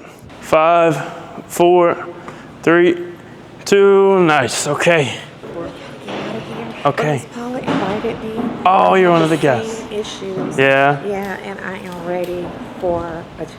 I'm glad you're here. I'm praying for you. Thank you. Please join, stay in touch. I really mean it. I'm glad you're here. Thank you, Terry. You're gonna get better. Robert.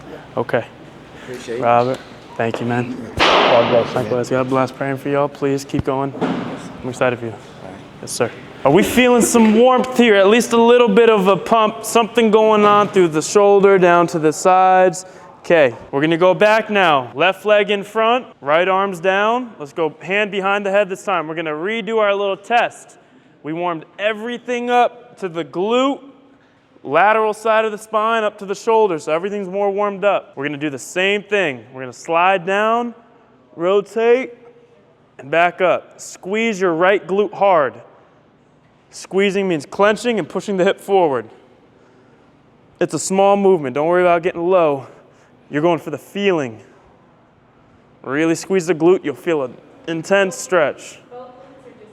Just the right one, just the right glute. So the left leg is in front, right? We're doing right hand behind the head, left arm down. Yep. Go just to that sharp point, just short of it. Don't go to where it's really intense. 80% stretch. Crunch back. This one, we are bending at the spine sideways. We let it relax, crunch back. 2 more. Okay, let's switch our feet. Right leg in front, left hand behind the head. Keep that arm straight on the body, firm. Squeeze the left glute really hard. Now tall, slide. Help. That's it.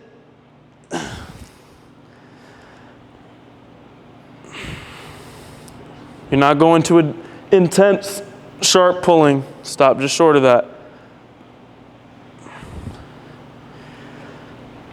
We do another 5. So side bending, any movement sideways is really advanced. We want to take this slow. That's why we're not using weight yet. 2 more for me. So the goal, to squeeze, get it burning on the hips, gently stretch. Get some kind of burning through the sides of the core. You could even do a side plank here. It's not as much deep in there, but it's still working. You could do that suitcase carry we did. Tall, really good posture. Every step is helping it squeeze and contract to keep you stable. Main thing is just get that contracting, gentle stretch. A lot of the stuff, someone with chronic back pain, you'll see them do some weird stuff. They're going like that, right? Take the clue, that's what we need, but in a different dose, in a different place, different route. So this will build your tolerance to go, and then you can grab, if we had a way to show, you end up doing with a dumbbell or something, you go sideways, and then it just turns into more strength. That will help with tightness there. But you gotta start very gentle. So we're at the final countdown. This is the last section. All the machines we wheeled in, we brought them all in for us. So this is the most important part. If you get nothing else from today, really focus on the levels I'm gonna teach. I'm gonna try to make sure everyone looks solid on it, that we're all feeling it right, but we're all gonna be on the back extensions. I'll take you through the 4 levels. Who here has ever trained this before through the way I teach it? Been trying a little bit? Okay. Okay, cool. So those of us that do know, what's the first step of training the back extension that we try to aim for? The first variation? Holds, okay. The holds, exactly. So the reason we do isometric holds, the first step of even getting our back woken up, this is direct spine training. This is the most dangerous, this is the most potent, this matters the most. The first thing that's going to improve is not how strong your back is not how big the muscles are. The first thing that's going to improve is the sensitivity, your ability to contract and not get a spasm, or to work it in a hold and not get a flare up the next day. That's the first game, and the way we do that is with an isometric hold. I'm going to show on here. And what that term means, isometric just means you're not moving, and you're just holding. So the hold, we're getting our body long as a board. You start with assistance. The game of this is that you're accumulating time of our back muscles holding us up, squeezing. Not to get too nerdy, there's things called gamma motor neurons. There's literal neurons in your back that control whether a muscle squeezes a ton and cramps and spasms, like we're doing on the hip stuff, it spasmed. That neuron helps control whether it contracts a little bit or a lot. It's like a sensitivity dial. And through chronic injury, that gets all out of whack. So we need to spend time just doing a tolerable amount of load. And through the weeks, it's going to learn, that's how you wake it back up and use it, but not to an extent to where it feels tight and painful. So everybody today is going to do holds. That's the first level. The second level is a single leg hold. We take one leg out of the machine, and then we hold here. Our body wants to tip. This calls on deeper stabilizing little muscles that train further to keep us upright. One of them is called rotatorus. It keeps you from rotating. So we do a minute on each of these have goal standards. So any of our members that have been here for a long time, you start day one of the program, your goal is just to do it at all. 20 seconds, 30 seconds. You learn these levels that I coach people to, the standards. Eventually you should be able to do 2 minutes here. I think you shared that you finally got to 2 minutes, you've been doing it for a time. That's how it goes. You start with 30 seconds, then over time, set a timer. Months in, you get to 2 minutes. That's a different level of strength and endurance. That's level 1. Then you really start doing single leg, start 20 seconds each leg. And then the goal is to get 1 minute on the right, 1 minute on the left without a break. And then we start reps. And so today we're going to teach you how to do hinge reps, which is a flat back, bending at the hips. This is going to stretch out the hamstrings and the sciatic nerve a little bit, so you start very slow. Only as deep as you can tolerate without any nerve pain, without rounding your back. That's today's level 3. The end goal, to explain, if I could really teach the world one thing about training your back to become healthy, is to train its strength from being a board, one long piece, everything squeezing, and then over a year, getting to an inverted rep, fully decompressed. Someone talked about decompression therapy. This is that. My spine's relaxing, everything's opening up, but then I recompress with the little muscles to engage again. So from here to here is what prevents you from having chronic issues at herniations, spondy, retro. You're starting to work on the ligaments, work on the deep muscles, but that takes, you have to earn that almost. You have to wait until you can handle the squeezing, then the small reps. Then you get to this at the bottom. And by this point, you're already back to toe touching. That's the level of intensity and stretch. So the goal is to get to 30 reps on here. By the time someone goes through that whole journey and they can do 30 reps without pain, their back is different. And now they're on the other side, they feel much better. But that's like a year shown in 2 minutes. So I know I threw a lot at you guys. We have the video recap. You're gonna be able to study this wherever you're at. If this is your first time, you are on Holtz. And you're gonna do 6 weeks of building your strength and tolerance to this. Maybe this is harder if you would like a challenge. But a long body, like I'm getting pulled apart, squeezing glutes and back. So first question was, how high does the pad go? For the holds, you can have the pad as high as you want. You could have it up here. You could even make it easier, step your feet out and just have the chest off the bench. This is still a hold. This is holding maybe 40%, 30% of my weight. So with holds, there's no such thing as too high of a pad. If I want to do reps, this is going to be in the way, so you need it lower. So let's all start on a hold together. Okay, good. I want all of us to hold on to the handles and really rest at the top. Don't get going yet. So we're going to go up for 1 minute. I want you to do the first 15 seconds with the hands on. Start to feel the contraction. Then after 15 seconds, if you'd like to try without your hands, you're going to go hands on the shoulders. All right? You can stop at any point. You do not have to keep going. It's all up to what you feel. Okay, let's start our minute. 3, 2, 1 with the handles. Holding on. Squeeze the glutes a little bit. Get used to the back working. Pretend I got a string and I'm pulling your head out and you're getting as long as possible. So you're not just staying up. You're trying to elongate your body. This looks good. Good. Squeeze the glutes a little bit. Yep. Hands on still. Okay. Now you can try hands across shoulders if you'd like. There you go. Good. That's good. A little bit higher if you can. Fight for that. Squeeze the glutes if you can to keep yourself up. Yep. Push into the pad. So squeezing the glutes is hip thrusting into the pad. Push yourself there. Good. Keep holding. You can stop at any point. You can hold on to handles. You got 15 seconds. Squeeze the glutes to get higher. Nice and long. Nice and long. Be smart. Hold on to some help. Yep. Yep. Your legs looking good. 3, 2, 1. Break. Good job. Nice. That's good. So, what did we feel? I want to hear a few people. What did we feel? Yes. It's like the pre-flare, almost like yep. You're sitting there, is it going to flare up or not? So you feel that slight tightness. Mm-hmm. And then when I try to squeeze like my core from the front too, like you can kind of feel it pushing backwards, if that makes sense. Like the Yeah, you're putting the pressure into it. So that's the thing, we're playing with fire, but we're learning how to master it.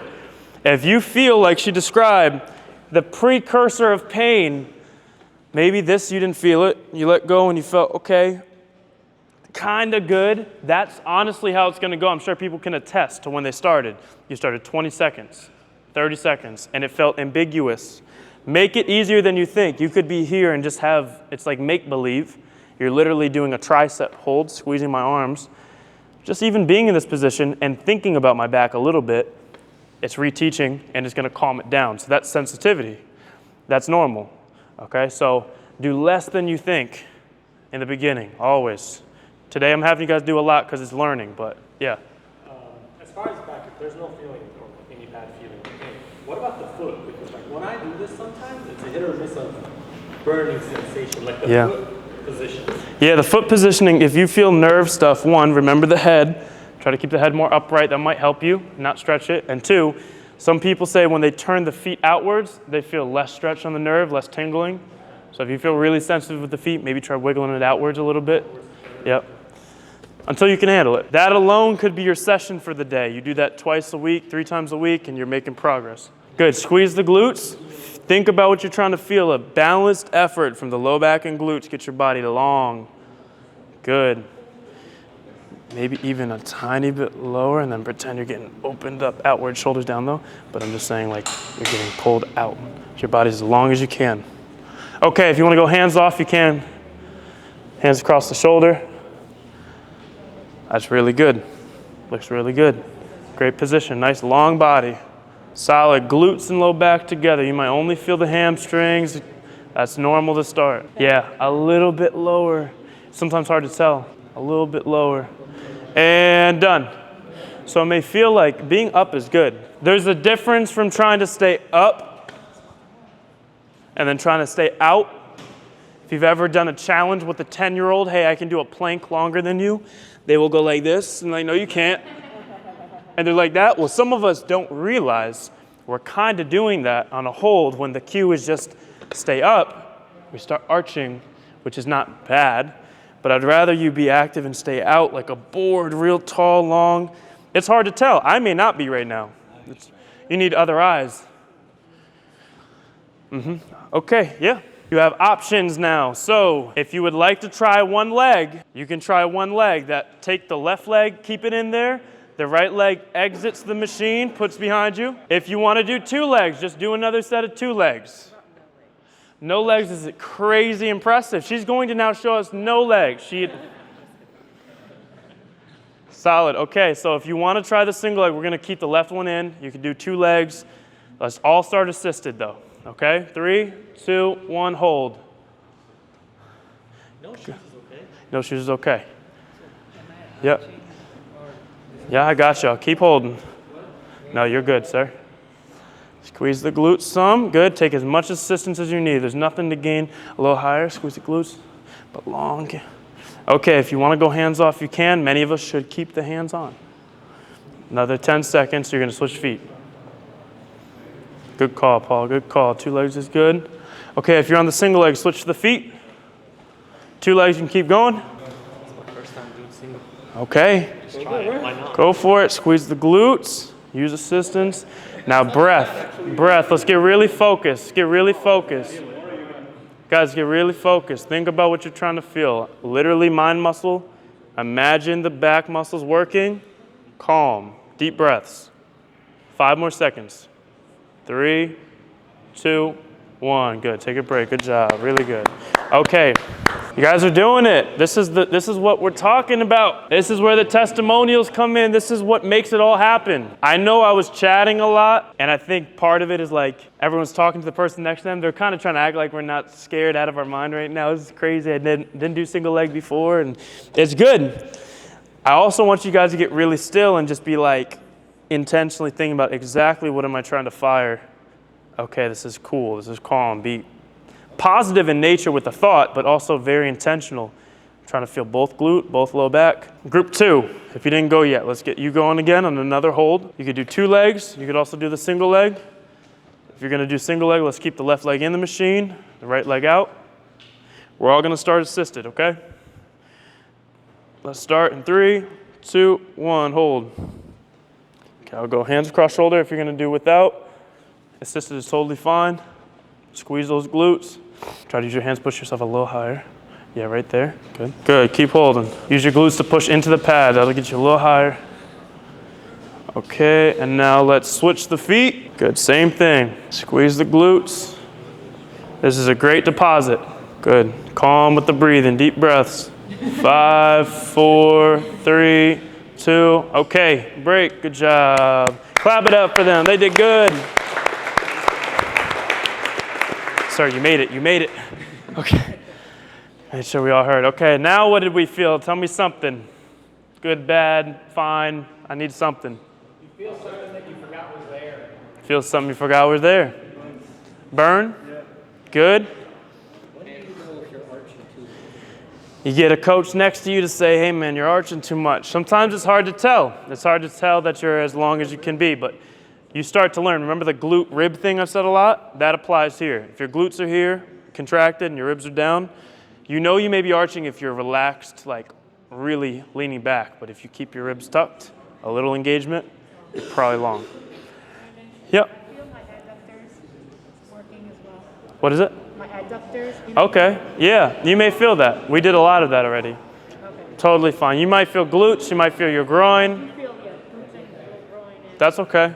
I want to eavesdrop on some convos. Whatever you're talking about, please tell me, because I know it's relevant. I'm not saying that to be an ass, I really mean it. Assisted feel easier, but like as soon as I take it off, it was like noodle. So what should you do? Well, I don't know, like. What do you think? What's your body telling you?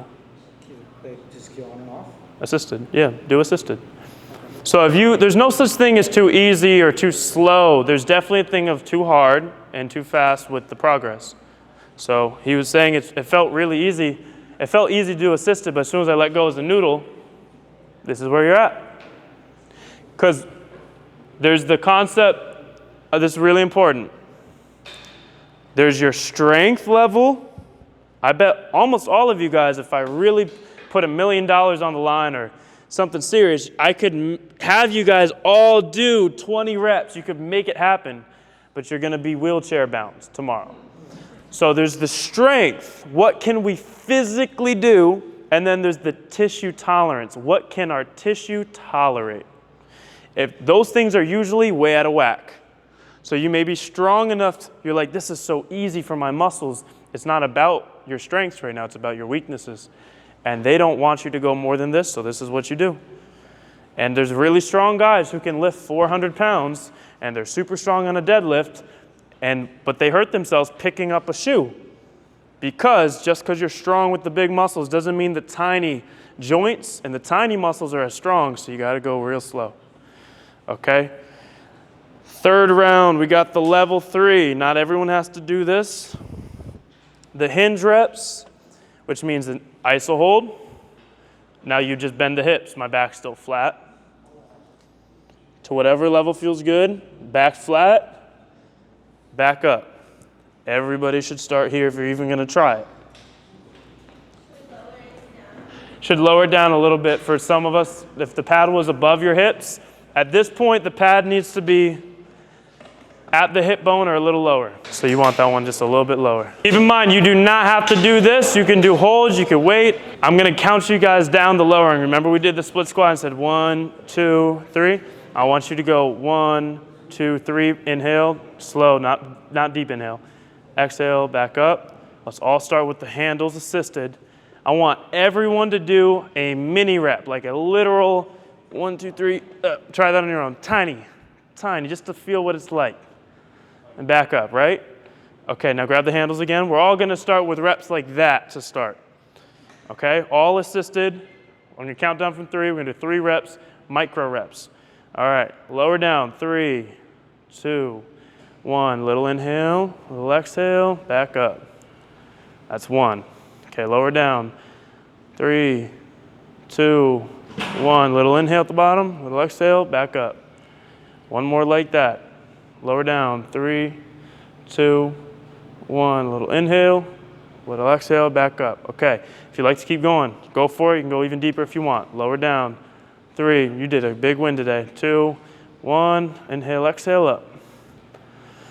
Good, you can lower down. 3, 2, 1, pause at the bottom, back up. Lower down. 2, 1, back up.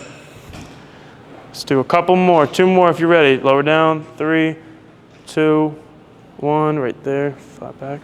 And then back up, only to where you can keep flat back. 1 more for those who are brave. Lower down, 3, 2, 1, back up. Good work. Nice. Give them a clap. Give them that praise. Good call on the holds. I see people just doing holds. That's all good. Group 2, let's get it going. No one has to do anything today. I'm teaching you all of this today just so you see what it's like. Someone asked, is it okay to do all the levels all the time? That's not how I teach it at all. Just so you know, if I could give a demonstration timeline, a mock timeline, a conservative, a pretty aggressive timeline would be 6 weeks here, getting to the 2 minutes, 6 weeks. Then single leg, once you get that unlocked, 6 weeks here, working up to the 1 minute on both. So you're already 3 months in.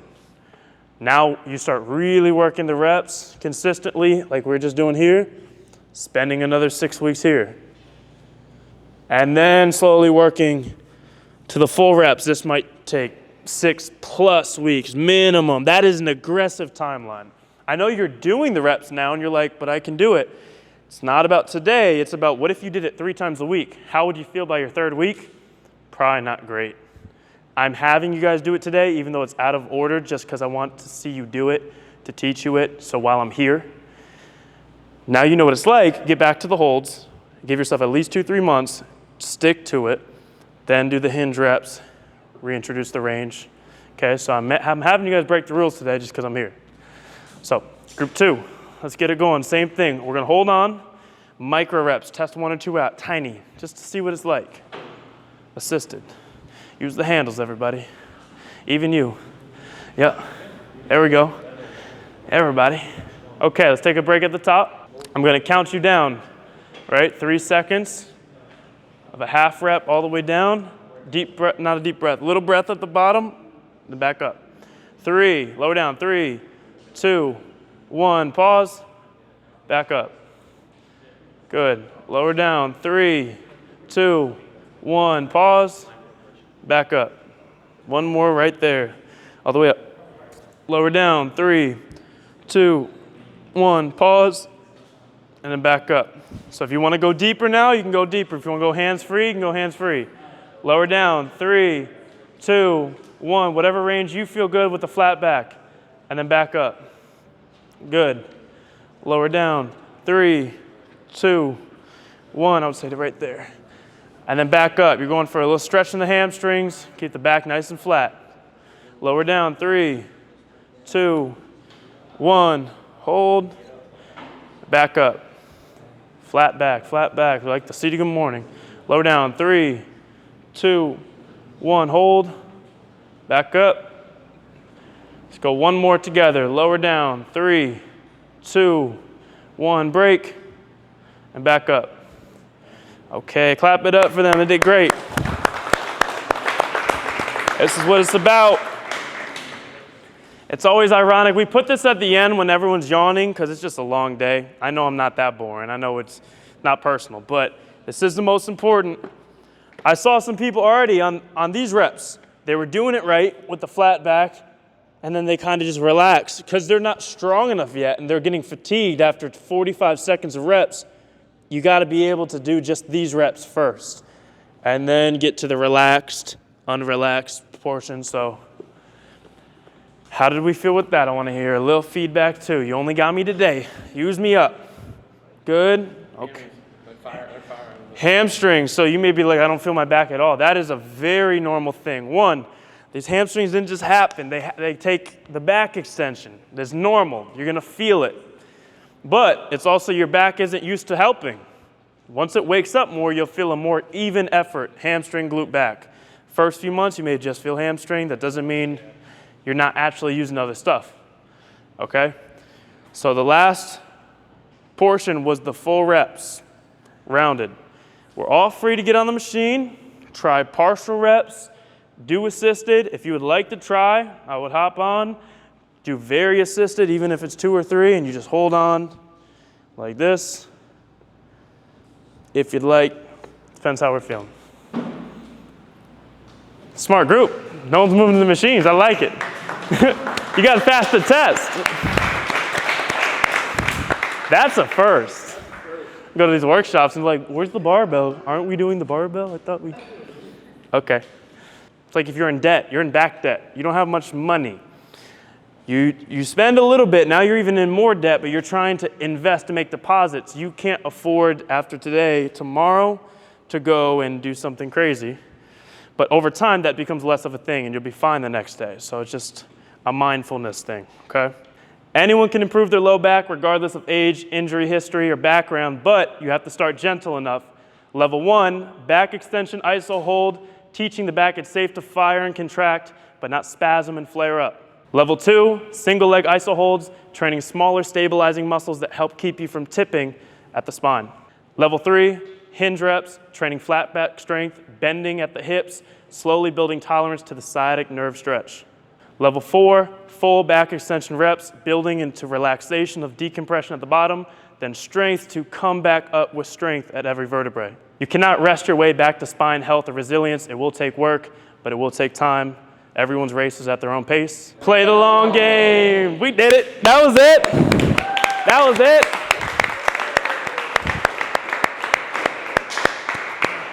I don't want to hear any insurance claims to our email next week. Is everyone okay? I'm sorry, are you good? Oh, no, good. You guys did great. You guys did great. Thank you so much. So that concludes today's work. You guys made it through. We did so much. Good job. Thank you. Beautiful. I want to really say sincerely, this is my tiny speech at the end before we go. We are so grateful for you guys, for real. 1, for being brave enough to keep trying on this journey. 2, for actually showing up here. That's a remarkable thing. I had no clue whether people or not would want to do this. It was very scary in the beginning of the year to do something like this because I'm like, never been to Atlanta, never been to Nashville, never been to half these cities.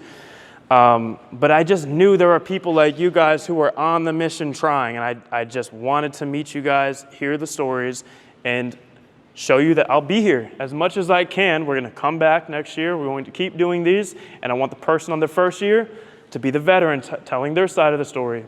And then I want Paula to come in with the young 20-year-old who's like, I don't know if it's possible, and you tell them what you did, because you're going to be doing cartwheels next year. So we're going to be, yep. And so I'm truly, truly grateful that you guys really came for this and gave the trust and open-mindedness to do all the stuff we did today, the breath work, holding in tears, and all the hip mobility that we did. This has been the most personable group that I felt the most at peace and at ease with, and you guys have been really well receiving. So I truly want to know about your journey. Please shoot me a message. I'll flag it. You say I'm from the workshop. I'll make sure you're in a certain inbox.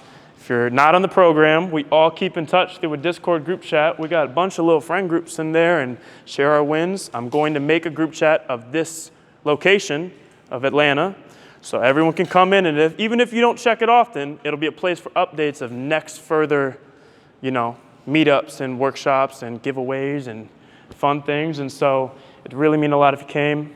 Big shout out to my friends that came and helped run the business with me.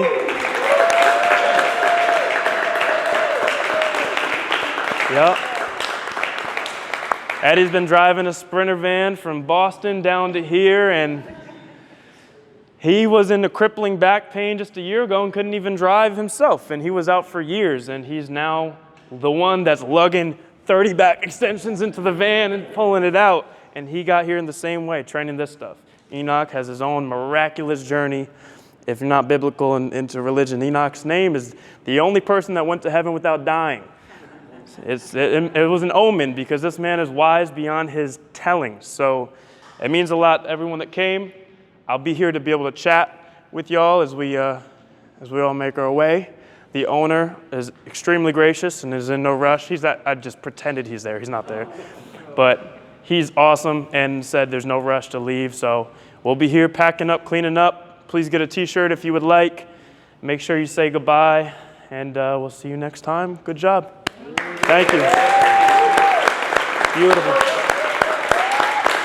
Nice. Yeah, like I've never tried that, but since you told me to like go ahead and just rest on my elbow, Right, regress. now it's just like, okay, I could do that. Yeah.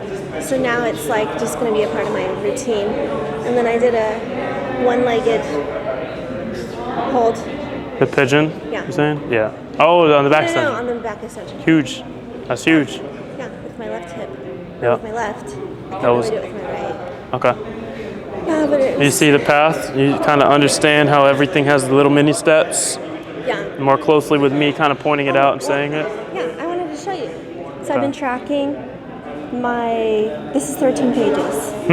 This is how many times I've done, like you see the date. Yeah. So I'll go to the beginning in like March.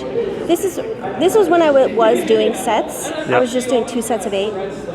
But I tracked like 311, 314, 320. That's what it takes. That's the diligence if people understood. Treat then this as a fun journey. Yeah, and then I stopped doing the sets. Let's see. I'm doing holds. Yeah, and just doing holds. Good. So May, I was just like, or wait, no, I still did a set. When it gets shorter. When did I say? Okay, here we go. In June. Love it. Rest, hold, set. Oh, no, I lied. Well, now I only do holds. That's good I though. must have kept doing sets. Here we go, July. Here we go, yeah. See, so stretch, hold. I like stretch, and I reach to the right, and then I reach to the left when I'm like there. And then, but yeah, this just shows you like I do stretch, rest, stretch, where I just like hang and I stretch, and then I hold 1 minute, and then I hold the second minute. I like rest in between. But this is like 13 pages. Yeah. Where this is what I do. I just got 1 minute and 40 seconds. That was my longest ever. But this is what I'm doing. Sorry about your father. I didn't mean to read that. Oh, it's okay. Yeah, he died when I was a baby.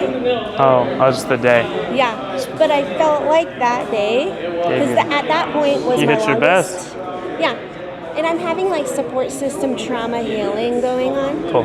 And the lumbar Huge holding of all things psychosomatic system and and family system. Yeah, because I'm into I'm into the chakra system. Yeah. So it was really interesting. That was my longest ever.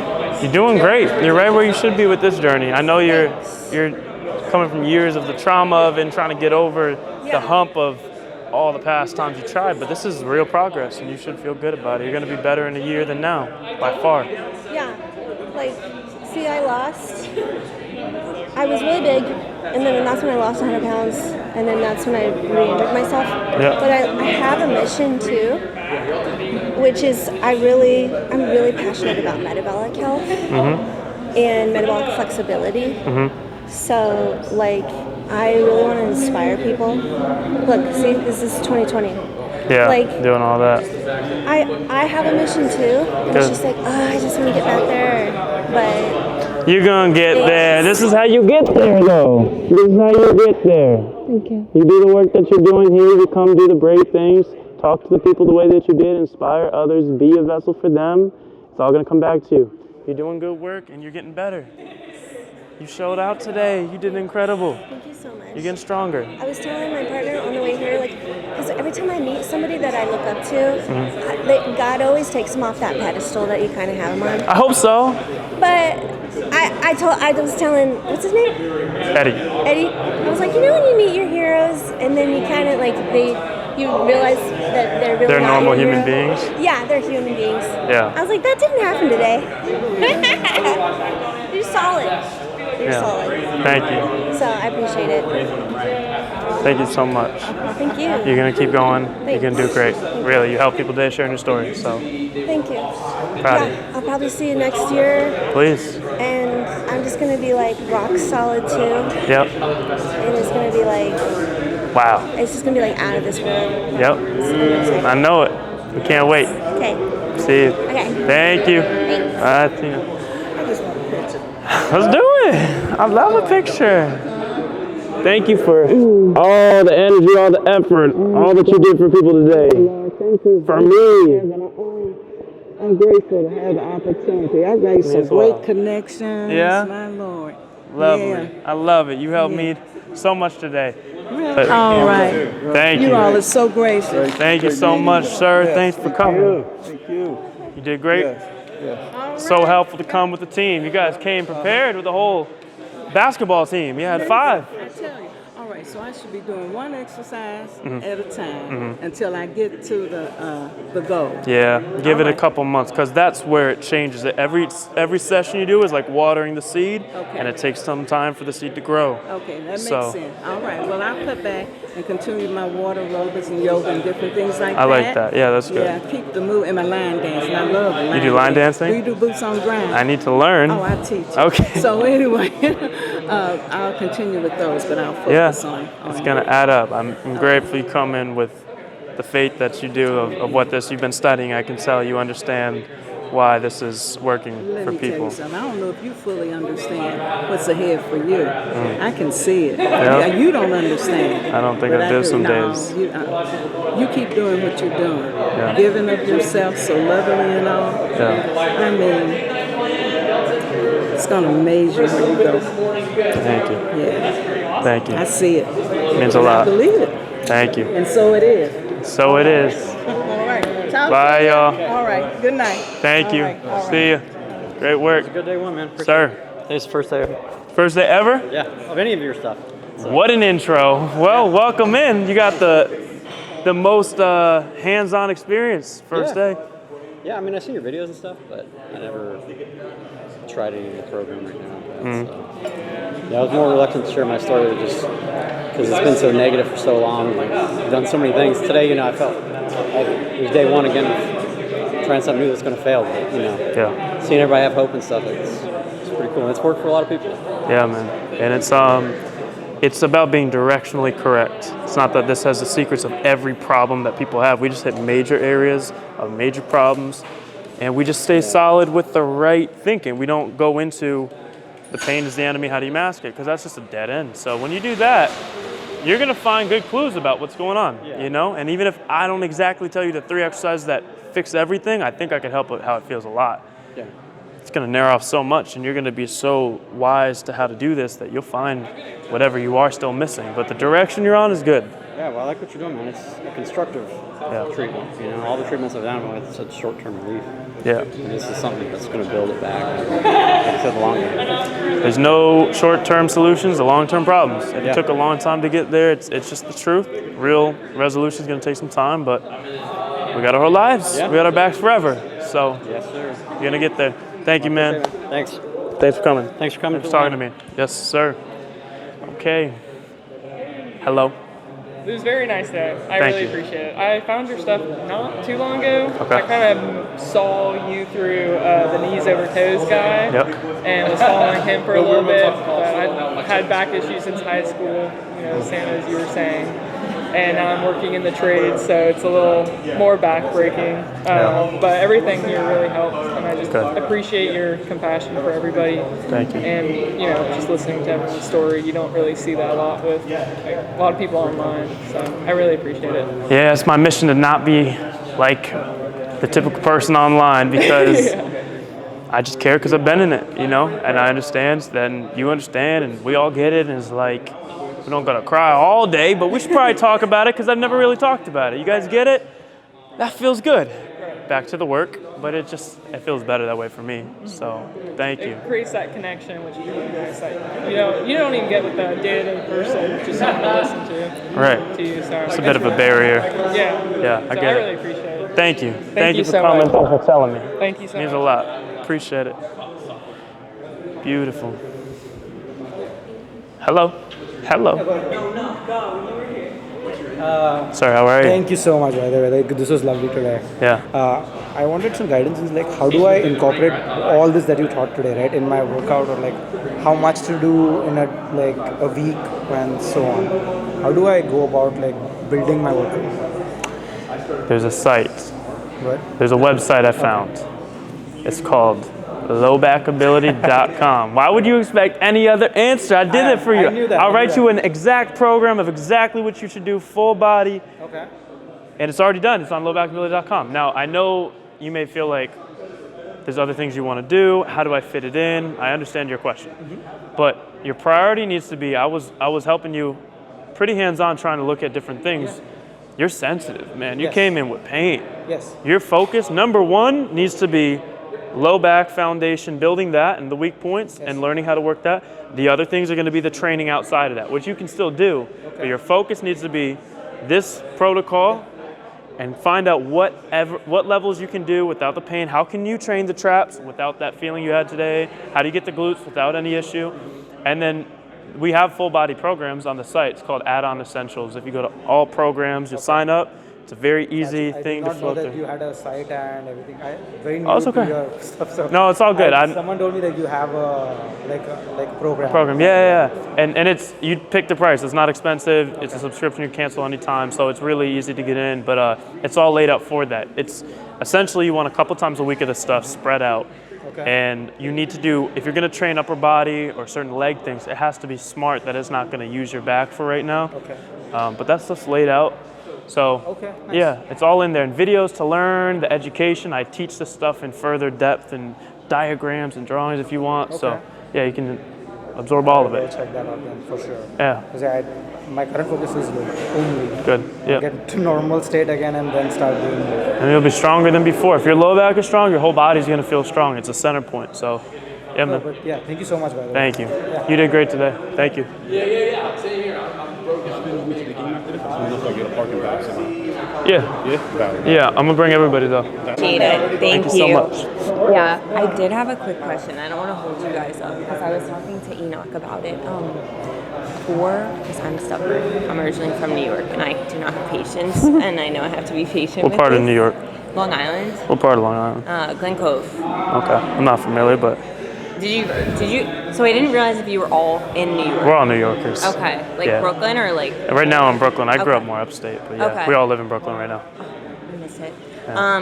So for the like the progressions and stuff, I keep having like slight knots, like when I do the moves, but no flares. It's You like say knots, right- you mean literal, like you feel? Yeah, Uh-huh. but it's not like a full flare. So that's the point where it's like, okay, we can stop there. Mm-hmm. And then you have to stay there until there's no knots, because like I was just gonna do like maybe just isos and then just try to do the movements with it. You could. What's the full time frame here? How long you been in that state? 3 what? 3 months, sorry.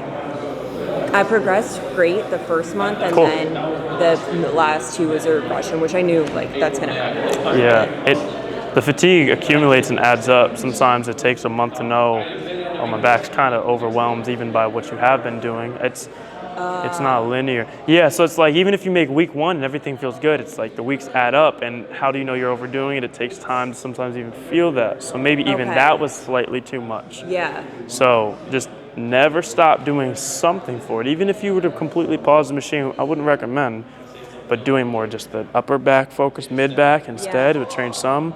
Trap 3, the seated version. Just keep something consistent. I like this because it's so direct and progressive. Then find what you can keep doing. If you did holds for 9 months only, that didn't give you issue, you're fine. You're gonna be good. You're gonna make huge progress. I have people in that program that have done a whole year holds, and because some little thing was just stopping them, and then it let go or it eased up or something remodeled, and all of a sudden they could do reps, and they're good at reps because 9 months of holds is going to make you good at reps just from a strength thing. Yeah. So don't be frustrated if you feel like you're not getting to the next level. It's not really levels. Right. It's variations. And so I think I just need to recognize, like, because sometimes I'll do and I'm like doing the hold, I'm like, ooh, it's getting a little tight, and I won't back off. Or like sometimes I'm like, let me try to move my position, and it helps. Have you ever done reps? No. So there is sometimes. This is where it sounds confusing, but there's always nuance. There's like 5% of the time where some people are really sensitive with holds no matter what, but they feel good during reps. Okay. And I have them do reps instead. Okay. And then they slowly bring in holds. Okay. So that could be possible. it depends if you had more of a history of real spinal breakdown and herniations, or if it's like knotting and tightness and adhesions. I have 4 and 5 herniations, but since we've been doing this, like nerve pain has gone down Right. insanely. Like Yeah. I can sit and everything. Yeah. Yeah, I would just, you have to get to being able to tolerate holds. So if you did reps for some time, even like a set of 10, a set of 15, that's the day. Even as that feels better, you need to just keep trying to get better at the holds. Okay, so try to mix and match and see what Yeah, happens. it's just for most people. I'm teaching people online, which isn't really the same of real life. Yeah. I'm making up rules. The whole hold, single leg hold, that's all made up. Yeah. But it's the safest made up thing that lets people not hurt themselves, which is my concern, and it worked for most people. Yeah. So if you go out of order with any of this stuff isn't actually law. Yeah. But I just have to present it. No, absolutely. You know? And then too, yeah, like I got so I was like, oh, I could do bicep curls, pull downs and everything, but you're like, that's Maybe. gonna It depends how. put stress. Right, you would have, there's bicep curls like this, standing. And that's Then, gonna put but then there's bicep curls like this where there's nothing there. So Yeah. if you're gonna do any lifting, you even have to be careful what variation of what. The safest thing is say do nothing, but when I fixed my back, I was still doing other stuff. I just who I was. But Okay, I was. it is who I am, and Yeah. I just have to figure out just. So you be have to- smart about that. Like the no axial loading, basically.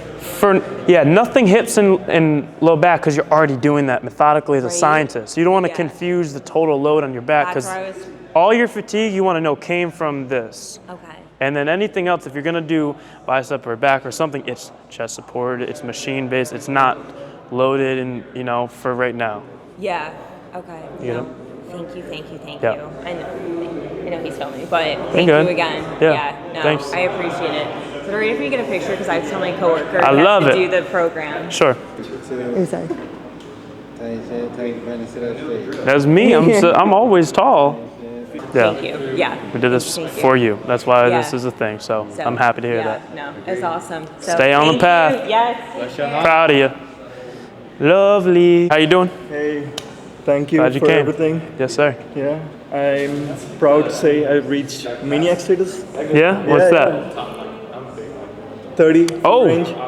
What? How'd that happen? It's been a year. A full year? Yeah, I've been following you for more than a year. I got a machine like more than a year ago. That's the real timeline. Yeah, yeah. A year and you got to 30. That's the full journey. I tell Today, people a I year. feel like I've come to the exam hall, which I've been preparing for like a year, and like looking at how much I could do. Because usually my workouts are like just an hour, and I do like just 30 reps of this thing or like the whole thing. I have Yeah, a beer. so the holds, yeah. So Wow. it's like a year ago doing this, I would have been gone. I would have been on the floor lying crying. But today it's like I can do it. Yeah. Like I can see the progress. Yeah, man. You followed the path. Yeah. Thank you. Thank you so much. You earned it. Yeah. Proud of you, dude. That's what it's about. That's a longer time than most people are willing to stay That focused. it's been a year. Like today, while on the way here, I was like, I wonder how long I've been Yeah. like subscribed to your LBA. LBA program. And Yeah. I looked at the first email, and it was last October or last September. Here we I was are. like, oh my God, it's been a year. Can't believe it. The time passes no matter what. It's just where you're doing the work, and look, you were, and here you were are. also in my New Year's resolution for the back extensions. Yeah? Yeah. Wow. So yeah, it's finally good to meet you in person. Thank you, man. Thank you. Thank you. I'm Thank proud you. of you. I'm happy for you. I'm grateful that you did the work, and I'm grateful you're feeling better. Keep going, okay? Yeah, good luck with everything. Thank you. I hope to see you again. I hope you come to next year's, and I want to Yeah, see you I'll at be here. 60 reps. I want you to be competing with me. Oh yeah, the next thing. Take your time. The thing that you do with the barbells. Wait. Oh my God. That's for next year. It's scary. It's scary to see, but hopefully, yeah, next year. You I'm got not it. gonna try it now. You got it. Yeah. I'm gonna take it slow. Yes, sir. Right. You got it. Yeah, Happy good luck. for you, bro. Thank you. Means the world. Be well. That's dope. I love that. I love that. It's just, How are you doing? Cole. Dude, thanks for the session today. That was awesome. Thanks, man. I've been following you for a little over a year now, and I think your stuff has been like really, really helpful as far as like the mental side and like having hope and stuff. I had a few disc bulges a couple years ago, like my junior year of college. I played volleyball, so it was like pretty frustrating going into my senior year being like, okay, we have a big tournament coming up. I can only go to one practice because then I'll be out for 3 weeks with like back flare-ups and stuff. And there's a video, I think the two you filmed in your kitchen. You're like drawing on a whiteboard. It's like 40 minutes long. You're going through like structure of the back and like different. The real reason you have back pain is your low back is shit. Yeah, that one, exactly. I've watched that thing so many times. Like, really? If my back flares up, like I'm like, all right, guess I'm stretching for like 30 minutes tonight. I'll just throw that video on in the background, and it's like stay reminded of. Yeah, it's like a really, because I think your videos have given me the sense of like, okay, if I can do 30 reps on back extension, if I can gain more mobility through my hamstrings and glutes, if I can do this movement and that movement, like I shouldn't have back pain. Yeah. And so like constantly being reminded of like those objectives and how to get there, it's been super awesome. It keeps you clear away from the 100%. distraction of fear that comes with chronic pain. Yeah, exactly. And you saw that today at the circle. Any person who has been doing it for more than a year and reached a higher level, they may have said, okay, I'm not perfect, but none of them said, I'm not way better. I drove for hours. The nerve pain's way better. Every single person who goes from not being able to do any to doing 30 and they didn't rush or work through pain, every single person's like, oh, it's getting better. I'm not done yet, but it's getting better. And like when you hear that, then you're, of course it's a matter of work. Wow, that makes sense. But it's a test of patience. It's a test of that heart to be like, not discouraged when you get a couple flare-ups, because that's gonna happen. Oh yeah. I found a sports therapist. I live around the Atlanta area. Yeah. And she, like, what she does lines up with like a lot of what you said. Yeah. So when I found that, I was like, oh my god, like this girl's great. I have to go to her more. Perfect. Good. And I just deadlifted for the first time in 2 years this week actually. Wow. It's just like 70 pounds, but like it was nice to do something. Do it for the awareness So of it was I'm in. nice. Oh, and then when I saw that you were coming to Atlanta, that was awesome. Because I was like, I feel like I see these people online and they're always on like the other side of America or something. Yeah. So it's cool to meet in person and see you do your thing. Likewise, bro. Quick question for you though. I was curious, for the split squats. Yeah. Like, how do you progress and like rep those at the gym? Like, will they mostly be for mobility, or do you also get both stronger? Yeah, you definitely get strong. I would do a probably slightly lower bench or box than what we did today. Yeah, sure. That's just what CrossFit has. But I would go like that height, even if you're good at it. Like I got the flat ground, but I still do elevated because I want to focus on the contraction of what I'm feeling, not this crazy stretch. Keep it like 80% stretch, but you go dumbbells, you grab 20 pounds, then you do 30. By the time you're up to like 40 pounds each weight, that's probably half your body weight. If you weigh 160, now you got 80s, and then you're loading up the front leg like it's a squat. And so it's a strength exercise. It can replace, for the meantime, barbell squats and lifting that way. The only thing I can do squat-wise is like heel elevated goblet squats. Which is a specific crazy burn here, but in the meantime, split squat will take care of you in many ways for right now. I'll have to keep doing it. And then one other thing is, I feel like something I struggle with my low back is gaining mobility through the hamstring. Yep. That's this journey. Like elephant walks and stuff like that. But this journey, you take that further? You can only get your hamstrings as opened up as your back is safe and trusting. Okay, sure. If your back doesn't trust to pull, you could try every specific hamstring stretch. Hamstrings are pulling on the pelvis, which is pulling on your back. Yeah. And the fascia is connecting the two. So if your back is weak and unstable, the second you try to stretch the hamstrings, it's just pulling back. Yeah. That's why if you keep working this and you are diligent with the holds, and then building half reps, you're stretching already. By the time you get to the full reps, like I showed, you got to it. You got to the toe touch again. But that's with earning it through the strength of the back. If your back is weak, every time you stretch your hamstrings, you're gonna feel your back. You know, so I wouldn't even focus on, do the other stuff we did with the big toe, the calf, the foot, stretch that part of the posterior The chain. one we did where toe was up. Yeah.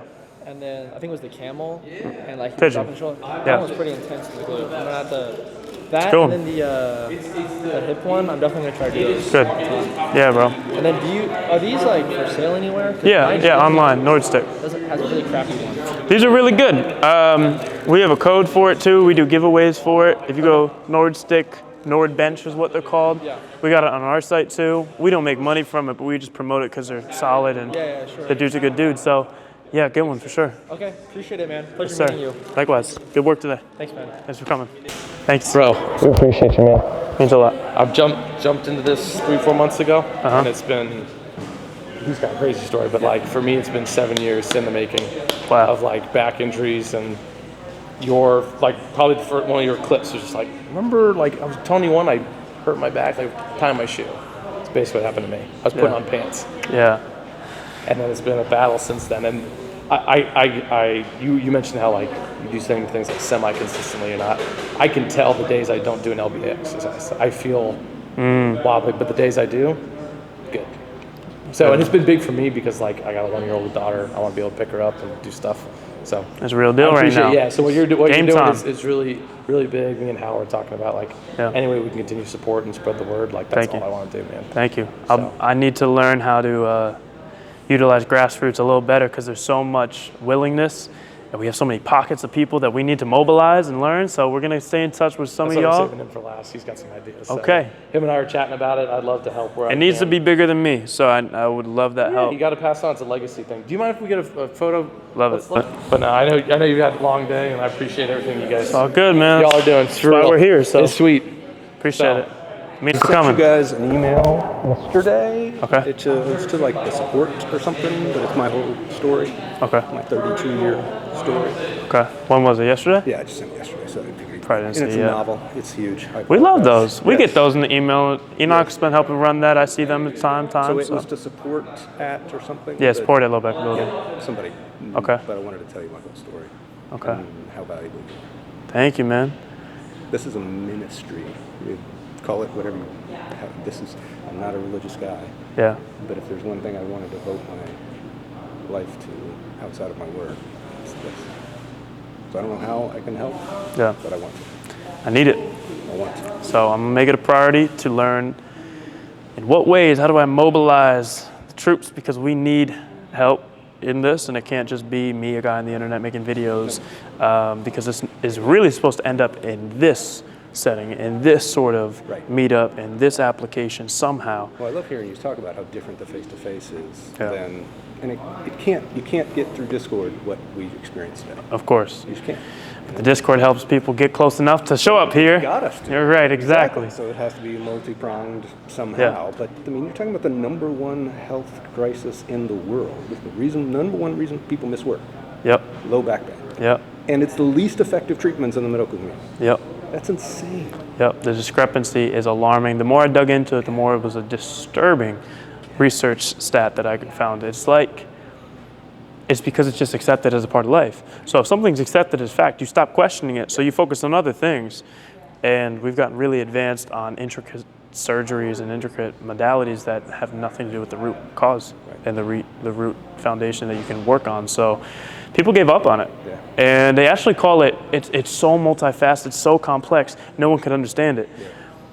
I'm fortunately just not smart enough probably to try to hyper analyze instead of take the simple hidden in plain sight thing. It's like, ooh, why don't we train it directly?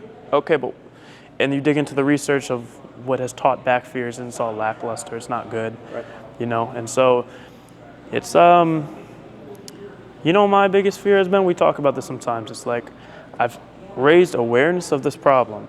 People have started to see it, and now people are seeing it as a lucrative thing, and now a rising trend is low back pain coaches selling $5,000 programs, and they're still giving the same bullshit, like random stuff too. So it's almost like we're waking up the opportunists of this. We just need to make sure that we have the best product, the most accessible community, the best ethics, the deepest run grassroots, so that way, it's like once this thing gets started, people are starting to try to do this as well, but they haven't been through it and they haven't really figured anything out. Well, here's one way to think about it. The more quacks that people see will be the more people come to see you afterwards. after they go through more pain and loss of money, which I don't like. But yes, it is true. Yeah. Yeah, but thank you, man. It really means a lot, and So I'm the excited best to way read. Well, thank you. The best way to keep in touch with you guys, I don't know, is just through. It's a good question. Yeah. We have every medium, so you can take my number, and I'll ask for things as needed in Atlanta. But also, are you active in the group chat and stuff? I'm not a huge Discord. Me neither. Guy. Me neither. I don't love the interface of Slack or all those things. I never have. Yeah. Even with work. Yeah. But I can. Okay. I can. I would only ask if I specifically needed it, which I don't think I do on there. But we do want to do this again and plan for the further year. Just integrate it more completely and have a better flow of it. We've also been we're trying to build like little communities in every city anyways, and to find out what that really looks like, and maybe if there's a semi-consistent meetup that I'm not always there for. There's 4 of us that already started talking about doing that. Great. Here. That would be huge, because then that gives me something. If I fly around, I'd love to pop up and make an airport. I fly all the time cross country. I'll stop here for a day, get it with you guys, and then. That'd be great. Yeah. So and I get not wanting to give the phone number out. I was a speaker around the world for a long time, but I got to this place where I just gave it out, and I would put it on screens in front of 10,000 people, and no one has used it. I'm doing the same. No, it's fine. I've actually been personally texting everyone the recap because I couldn't use it through the Posh thing anyways. So I was like, oh my God, everyone's going to spam my number. It doesn't really work that way so much. They don't. It's the weirdest thing. Yeah. Thank you. Thank you. Appreciate it. Thanks for coming.